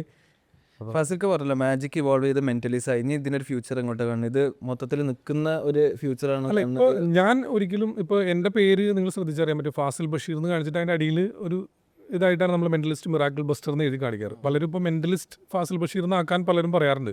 പക്ഷെ അങ്ങനെ മെന്റലിസ്റ്റ് ഫാസിൽ ബഷീർ എന്ന് നമ്മൾ രജിസ്റ്റർ ആയി പോയാൽ പിന്നെ അത് ചിലപ്പോൾ ഒരു 2 വർഷം കഴിഞ്ഞാൽ ചിലപ്പോൾ നമ്മൾ ബുദ്ധിമുട്ടിലാവും. കാരണം എന്താ വെച്ച് കഴിഞ്ഞാൽ മാജിക് പോലെ തന്നെ മെന്റലിസത്തിൻ്റെ അവസ്ഥ അതേ രീതിയിൽ പരിതാപകരമായിട്ട് വന്നുകൊണ്ടിരിക്കുന്ന ഒരു കാലഘട്ടമാണ്. അപ്പോൾ അതുകൊണ്ട് നമ്മൾ അങ്ങനെ പേര് പോലും നമ്മൾ സ്വീകരിക്കാത്തത്. അപ്പോൾ ഇത് അധികം കാലഘട്ടമൊന്നുമില്ല. ഇനിയിപ്പോൾ കൂടിപ്പോയ മാക്സിമം 1-2 വർഷം എങ്ങനെയെങ്കിലും ഒന്ന് അഡ്ജസ്റ്റ് ചെയ്ത് പോകും എന്നല്ലാതെ. പിന്നെ എന്നെ സംബന്ധിച്ചിടത്തോളം ഒരിക്കലും ഞാൻ പറഞ്ഞില്ല, മെന്റലിസ്റ്റ് എന്നുള്ള രീതിയിലല്ല എൻ്റെ ഷോ പോകുന്നത്. ട്രിക്സ് മാനിയ. അവിടെ വന്നു കഴിഞ്ഞാൽ നിങ്ങൾക്ക് ഒരുപാട് അവയർനെസ്, ഒരുപാട് കാര്യങ്ങൾ, ഇത്തരത്തിലുള്ള അത്ഭുത സ്ഥിതികൾ എങ്ങനെയൊക്കെയാണെന്നുള്ള ഒരുപാട് കാര്യങ്ങൾ മനസ്സിലാക്കി കൊടുത്തുകൊണ്ട് ഞാൻ ചെയ്യുന്നതെല്ലാം ട്രിക്സ് ആണെന്ന് എസ്റ്റാബ്ലിഷ് ചെയ്തുകൊണ്ടാണ് ഞാൻ ഷോ ചെയ്യുന്നത്. അപ്പോൾ അതുകൊണ്ട് തന്നെ ട്രിക്ക് റിവീൽ ആയാലും ആളുകൾ വരുന്നത് ആ ട്രിക്ക് കാണാൻ വേണ്ടിയല്ല. മീൻസ് ഞാൻ പറഞ്ഞില്ല, അങ്ങനെ ഒരു അത്ഭുതം സിദ്ധി വർക്ക് ചെയ്യുന്ന ഒരാളെന്നുള്ള നിലയിലൊന്നുമല്ല എന്നെ കാണുന്നത്. ഞാൻ ട്രിക്കാണെന്ന് പറഞ്ഞിട്ട് തന്നെ ചെയ്യുന്നത്. അപ്പോൾ അതുകൊണ്ട് കുറച്ച് നാളും കൂടെ ചിലപ്പോൾ പോവാം. അതല്ലെങ്കിൽ ഇപ്പോൾ മെൻ്റലിസം മാറ്റിയിട്ടാണെങ്കിലും നമ്മൾ വേറെ അതിൻ്റെ വകഭേദങ്ങൾ എടുത്തിട്ട് പുതിയ പുതിയ കാര്യങ്ങൾ ചെയ്തിട്ടാണെങ്കിലും നമ്മൾ അവയർനെസ് ആളുകൾക്ക് കൊടുക്കുന്ന ഒരു ഷോ ആയിട്ട് നമ്മൾ മുമ്പോട്ട് പോകും. ഫാസിൽ ഖാൻ്റെ ഇപ്പോൾ മെയിൻ സ്ട്രീം ഓഫ് ഇൻകം ഈ ഇതാണ് സ്റ്റേജ് ഷോ. പലരുടെയും ധാരണ ഈ വിമർശകർ കൂടുതലും എൻ്റെ അടുത്ത് പറയുന്നത് നിനക്ക് യൂട്യൂബിൽ നിന്ന് പൈസ കിട്ടാൻ വേണ്ടിയല്ലേ നീ ഇതൊക്കെ പറയുന്നത്, അല്ലെങ്കിൽ നീ ഇങ്ങനെ വിമർശിക്കുന്നത് യൂട്യൂബിൽ നിന്ന്. എനിക്ക് യൂട്യൂബോ അല്ലെങ്കിൽ ഫേസ്ബുക്കിലോ ഒക്കെ മോണിറ്റൈസേഷനോ ഒന്നും നിങ്ങൾക്ക് നോക്കിയാൽ തന്നെ അറിയാൻ പറ്റും. അങ്ങനെയൊന്നും അതിൽ നിന്ന് റവന്യൂ കാര്യങ്ങളൊന്നുമില്ല. കിട്ടിയിരുന്ന സമയത്ത് നമ്മുടെ സബ്സ്ക്രൈബേഴ്സിന് തന്നെ അത് നമ്മൾ കൊടുത്തിട്ടുണ്ട്. കാരണം അത് ചെയ്ത കാര്യങ്ങൾ പിന്നെയും എടുത്ത് പറയുന്നത് മോശമാണ്, അതുകൊണ്ട് പറയുന്നില്ല. പക്ഷെ നമ്മൾ അങ്ങനെയാണ് ചെയ്തിരിക്കുന്നത്. അതിൻ്റെ റവന്യൂ നമ്മൾ സബ്സ്ക്രൈബേഴ്സിലെ രോഗികളായിട്ടുള്ള ആളുകളെ, സെലക്റ്റീവായിട്ടുള്ള ആളുകളെ കണ്ടെത്തിയിട്ട് അത് ആരുടെ പേര് പറഞ്ഞിട്ട് നമ്മൾ പോയിട്ട് ഇന്ന ആൾക്ക് കൊടുക്കുന്നു, അതൊന്നും പറഞ്ഞിട്ടില്ല. കിട്ടിയ ആളുകളുടെ അടുത്ത് ഞാൻ പറഞ്ഞു, മറ്റുള്ള ആളുകളെ ബോധ്യപ്പെടുത്താൻ വേണ്ടി മാത്രം നിങ്ങളുടെ ഐഡിയിൽ നിന്ന് നിങ്ങളത് കമൻറ്റ് ഇട്ടാൽ നന്നായിരിക്കും, ഡീറ്റെയിൽ ഒന്നും വേണ്ട, സാധനം നിങ്ങൾക്ക് കിട്ടി എന്നുള്ളത്. അപ്പം അങ്ങനെ എല്ലാവരും കമൻറ്റ് ഇട്ടിട്ടില്ല, കുറച്ച് ആളുകൾ കമൻറ്റ് ഇട്ടു. പിന്നെ മെയിലിൽ അറിയാം, ഇനിയിപ്പോൾ ആരെങ്കിലും ഒരാൾ ചോദ്യം വന്നു കഴിഞ്ഞാൽ ആർക്കൊക്കെ അയച്ചു എന്നുള്ള മെയിലും കാര്യങ്ങളൊക്കെ എനിക്ക് വന്നിരുന്നു. ഓക്കെ. അതല്ലാതെ നമ്മൾ അങ്ങനെ പബ്ലിക്കായിട്ട് ഇന്ന് ഇത്ര ആളുകൾക്ക് ഞാൻ സഹായിച്ചു എന്നൊന്നും നമ്മൾ പറഞ്ഞിട്ടില്ല. പക്ഷേ കൃത്യമായിട്ട് നമ്മൾ ഒരുപാട് ആളുകൾക്ക് നമ്മൾ ഏകദേശം ഒരു 100-150ഓളം ആളുകൾക്ക് നമ്മൾ വളരെ നല്ല രീതിയിലുള്ള സഹായങ്ങൾ നമ്മൾ ആ സമയത്ത് ചെയ്തു. പിന്നെ മോണിറ്റൈസേഷനൊക്കെ പോയി. അങ്ങനെ 100-ന് മുകളിൽ വീഡിയോ കോപ്പിറൈറ്റ് വന്നു, സ്ട്രൈക്ക് വന്നു, കോപ്പിറൈറ്റ് സ്ട്രൈക്ക്. ഇനിയിപ്പോൾ ഒരു സ്ട്രൈക്ക് കൂടെ വന്നു കഴിഞ്ഞാൽ ചിലപ്പോൾ ചാനൽ പോകും എന്നുള്ളൊരു ഘട്ടം വന്നു. അങ്ങനെ വന്നു കഴിഞ്ഞപ്പോൾ ടെക്നിക്കൽ ടീം നിർദ്ദേശിച്ച പ്രകാരം കുറേ വീഡിയോകൾ നമ്മൾ പ്രൈവറ്റ് ആക്കേണ്ടി വന്നു. അതൊക്കെ പ്രശ്നം. ഇപ്പോൾ ഞാനൊരു വീഡിയോ പോസ്റ്റ് ചെയ്ത് കഴിഞ്ഞാൽ വേറെ ഏതെങ്കിലും ഒരു ചാനലിൻ്റെ കണ്ടന്റ് അതിനകത്ത് ഉണ്ടാവും. അതല്ലാതെ എനിക്ക് ചെയ്യാൻ പറ്റില്ല. കാരണം നമ്മൾ സോഷ്യൽ മീഡിയ വഴി പ്രചരിക്കുന്ന വീഡിയോകൾ എടുത്തിട്ട് അതിൻ്റെ ആ ഒരു വീഡിയോ കാണിച്ചിട്ട് ഈ വീഡിയോ പ്രചരിക്കുന്നുണ്ട്, ഇതിൻ്റെ റിയാലിറ്റി ഇതാണെന്നാണ് പറയുന്നത്. അപ്പോൾ അത് കാണിക്കാതെ അതിൻ്റെ ഒരു ഫോട്ടോ എങ്കിലും കാണിക്കാതെ നമുക്ക് ചെയ്യാൻ പറ്റില്ല. അപ്പോൾ അങ്ങനെ ചെയ്യുന്ന സമയത്ത് ഇപ്പോൾ അതിട്ട് അപ്പോൾ തന്നെ ആദ്യം തന്നെ വരും 10 മിനിറ്റിനുള്ളിൽ ബ്ലോക്ക്ഡ് എന്ന് പറഞ്ഞിട്ട് വരികയാണ്. അത് പോയാണ് ആ വീഡിയോ. പിന്നെ ഇതിനകത്ത് ഫേസ്ബുക്ക് ആണെങ്കിൽ ഭയങ്കര സെൻസിറ്റീവാണ്. കാരണം നമ്മൾ ഇടുന്നത് അപ്പോൾ തന്നെ ഇത് എന്താണ് മറ്റേ ഹെയ്റ്റ് സ്പീച്ചാണ്, അങ്ങനെയൊക്കെയുള്ള കാറ്റഗറി പറഞ്ഞിട്ട് അവർ തന്നെ റിമൂവ് ചെയ്ത് കളയുക. ചിലത് നമുക്ക് നോട്ടിഫിക്കേഷൻ അറിയാമല്ലോ, ഒരു 1 വീക്കുള്ള നോട്ടിഫിക്കേഷൻ നമുക്ക് അതിനകത്ത് കാണാൻ പറ്റുള്ളൂ ഫേസ്ബുക്കിൽ. അപ്പോൾ ചിലപ്പോൾ പോയതിന് ശേഷമായിരിക്കും നമ്മൾ അറിയുന്നത് ഇത് ആര് പോയി, എപ്പോൾ പോയി, എങ്ങനെ പോയി എന്ന് പോലും ചിലപ്പോൾ നമുക്ക് അറിയാൻ പറ്റില്ല. വീഡിയോ കാണുന്നില്ല അതിനകത്ത്. ഒരു ഗ്രൂപ്പ് ഓഫ് പീപ്പിൾ റിപ്പോർട്ട് ചെയ്യണം. അത് ഇഷ്ടംപോലെ ചെയ്തിരുന്നു, മുൻപ് ചെയ്തിരുന്നു. ഓക്കെ, ഒരുപാട് ആളുകൾ ചെയ്തിരുന്നു. അതിന് ക്യാമ്പയിൻ തന്നെ നടന്നിരുന്നു, നമ്മളുടെ വീഡിയോകൾ റിപ്പോർട്ട് ചെയ്യാൻ. ഞാനത് ഇത് ചെയ്യുന്ന സമയത്ത് ഞാൻ വലിയ ആളായതുകൊണ്ട് പറയുന്നൊന്നുമല്ല കേട്ടോ. ഇങ്ങനെ ഒരു വ്യക്തി ചെയ്യുന്ന കാര്യം, ഇപ്പോൾ സായിബാബയുടെ കേസ് പറഞ്ഞു, നമ്മളെ പുള്ളിയുടെ വീഡിയോ കാണിച്ചിട്ട് തന്നെയാണ് ചെയ്തിരിക്കുന്നത്. അതിന് മുൻപ് പലരും പറഞ്ഞിട്ടുണ്ടെങ്കിലും ഏതോ സിദ്ധൻ ഇങ്ങനെ ചെയ്യുന്നു, ഏതോ ആൾദൈവം ഇങ്ങനെ ചെയ്യുന്നു എന്ന് പറഞ്ഞിട്ടാണ് പല ആളുകളും ചെയ്യുന്നത്. നമ്മൾ ആ വീഡിയോ കാണിച്ചിട്ട് തന്നെയാണ് നമ്മളത് റിവീൽ. പിന്നെ മരിച്ചുപോയ ആളുകൾ എന്ന് പറയുമ്പോൾ നമ്മൾ ഫേസ് ഒന്ന് ബ്ലർ ചെയ്യാറുണ്ട്, അവരിന്ന് ജീവിച്ചിരിപ്പില്ലാത്ത ആളുകൾ എന്നുള്ള നിലയ്ക്ക് മാത്രം. അതല്ലെങ്കിൽ നമുക്കങ്ങനെ, പിന്നെ കൊച്ചുകുട്ടികൾ അതിനകത്ത് ഭാഗമായിട്ടുണ്ടെങ്കിൽ അവരുടെയും ഫേസ് ഒന്ന് ബ്ലർ. അപ്പം നിയമപരമായിട്ട് തന്നെയാണ് നമ്മൾ അതിൻ്റെ ഇതൊക്കെ നോക്കിയിട്ട് തന്നെയാണ് നമ്മൾ ചെയ്യുന്നത്. കാരണം നമുക്ക് നിയമം അനുവദിക്കുന്നുണ്ട്. ആർട്ടിക്കിൾ 51H പ്രകാരം നമുക്ക് സയൻറ്റിഫിക് ടെമ്പർ വളർത്താനുള്ള അനുവാദം നമ്മുടെ ഭരണഘടന നമുക്ക് നൽകുന്നുണ്ട്. ആ ഇതിൽ നിന്നിട്ടാണ് നമ്മൾ ഇത്തരം വീഡിയോകൾ നമ്മൾ ചെയ്യുന്നത്. നിയമത്തിനെതിരായിട്ടൊന്നും നമ്മൾ ചെയ്യുന്നില്ല. അപ്പോൾ അങ്ങനെ ചെയ്യുമ്പോഴും വിമർശകർ അറിയാലോ, ധാരാളം വിമർശകരാണ്. അപ്പോൾ റിപ്പോർട്ട് അടിക്കുന്നത് ഒരു ഗ്രൂപ്പ് ഓഫ് പീപ്പിൾ, ആളുകൾ ഇതൊരു ക്യാമ്പയിൻ പോലെ തന്നെ നമുക്ക് റിപ്പോർട്ട് ചെയ്ത് അത് നീക്കം ചെയ്യുന്ന രീതിയിലാണ് നമ്മൾ മുമ്പോട്ട് പോയിരിക്കുന്നത്. അപ്പോൾ അന്ന് നമ്മൾ ചെയ്യുന്ന സമയത്ത് അധികം ആളുകൾ ഇങ്ങനത്തെ ഒരു പരിപാടിയായിട്ട് വരുന്നില്ല. അപ്പോൾ എല്ലാവരും കുറച്ച് ഭയത്തോടു കൂടി കണ്ടിരുന്ന, ഇങ്ങനെ തുറന്നു പറയുന്നത് ഇപ്പോൾ പിന്നെ ആളുകൾ ഒരുപാട് ആളുകൾ ഞാൻ പറയുന്നൊന്നുമല്ല അതിനേക്കാളും മുകളിൽ പറയുന്ന രീതിയിൽ വരെ ആളുകൾ ഇന്ന് വന്നു കഴിഞ്ഞു. ഞാനൊക്കെ വളരെ മൈൽഡായിട്ട് തന്നെ പറഞ്ഞുകൊണ്ടിരുന്നു. പക്ഷെ ഇന്ന് പറയുന്ന വിമർശനം ഭയങ്കരമായിട്ട് വിമർശിക്കാം. പിന്നെ ഇപ്പം നമ്മൾ ചെയ്തില്ലെങ്കിലും ആളുകൾക്ക് അറിയാമെന്ന് ഒരുപാട് ആളുകൾ ഇന്നിപ്പോൾ രംഗത്തുണ്ട് ഇത്തരം വിഷയങ്ങൾ കൈകാര്യം ചെയ്യാനായിട്ട്. ഓക്കെ ഫാസിൽക്ക്, അപ്പോൾ നമുക്ക് എന്റെയാണ് മുന്നേയായിട്ട് പ്രേക്ഷകർക്ക് വേണ്ടിയിട്ട് ഒരു മെന്റലി സെൻട്രിക് ഞാൻ സത്യത്തിൽ ഇന്ന് ഞാൻ തയ്യാറായിട്ടല്ല വന്നിരിക്കുന്നത്. നമുക്കൊന്ന് നോക്കാം. ഈ നോട്ട്സ് എന്ന് പറഞ്ഞ ഫോൾഡറിൽ ഫസ്റ്റ് തന്നെ സെലിബ്രിറ്റീസ് കാണാം. അതിൽ ഒരു 100 ഇൻ്റർനാഷണൽ സെലിബ്രിറ്റീസിൻ്റെ പേരുകളാണ്. എല്ലാം ഡിഫറെൻ്റ് ആണ്. ശരിയാണല്ലോ? 100 ഡിഫറെൻ്റ് ആയിട്ടുള്ള പേരുകളാണ് നിങ്ങൾക്ക് കാണാൻ സാധിക്കുന്നത്.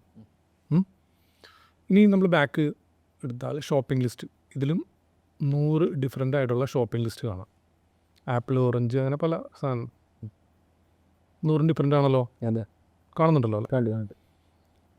ഞാനേ ഇനി ചോദിക്കുന്ന ചോദ്യം വളരെ ഇമ്പോർട്ടൻ്റ് ആണ്. ഞാനതിങ്ങനെ സ്ക്രോൾ ചെയ്യുന്ന സമയത്ത് ഏതെങ്കിലും നമ്പറോ അല്ലെങ്കിൽ ഏതെങ്കിലും ഷോപ്പിംഗ് ലിസ്റ്റോ പേരുകളോ എന്തെങ്കിലും സ്ട്രൈക്ക് ചെയ്തെങ്കിൽ ചെയ്തു എന്ന് പറയാം, ഇല്ലെങ്കിൽ ഇല്ല എന്ന് തന്നെ പറയണം. ഒന്നും സ്ട്രൈക്ക് ചെയ്തിട്ടില്ല. എന്ത് സത്യസന്ധത. ഒന്നും സ്ട്രൈക്ക് ചെയ്തില്ല. അല്ല, ഓക്കെ.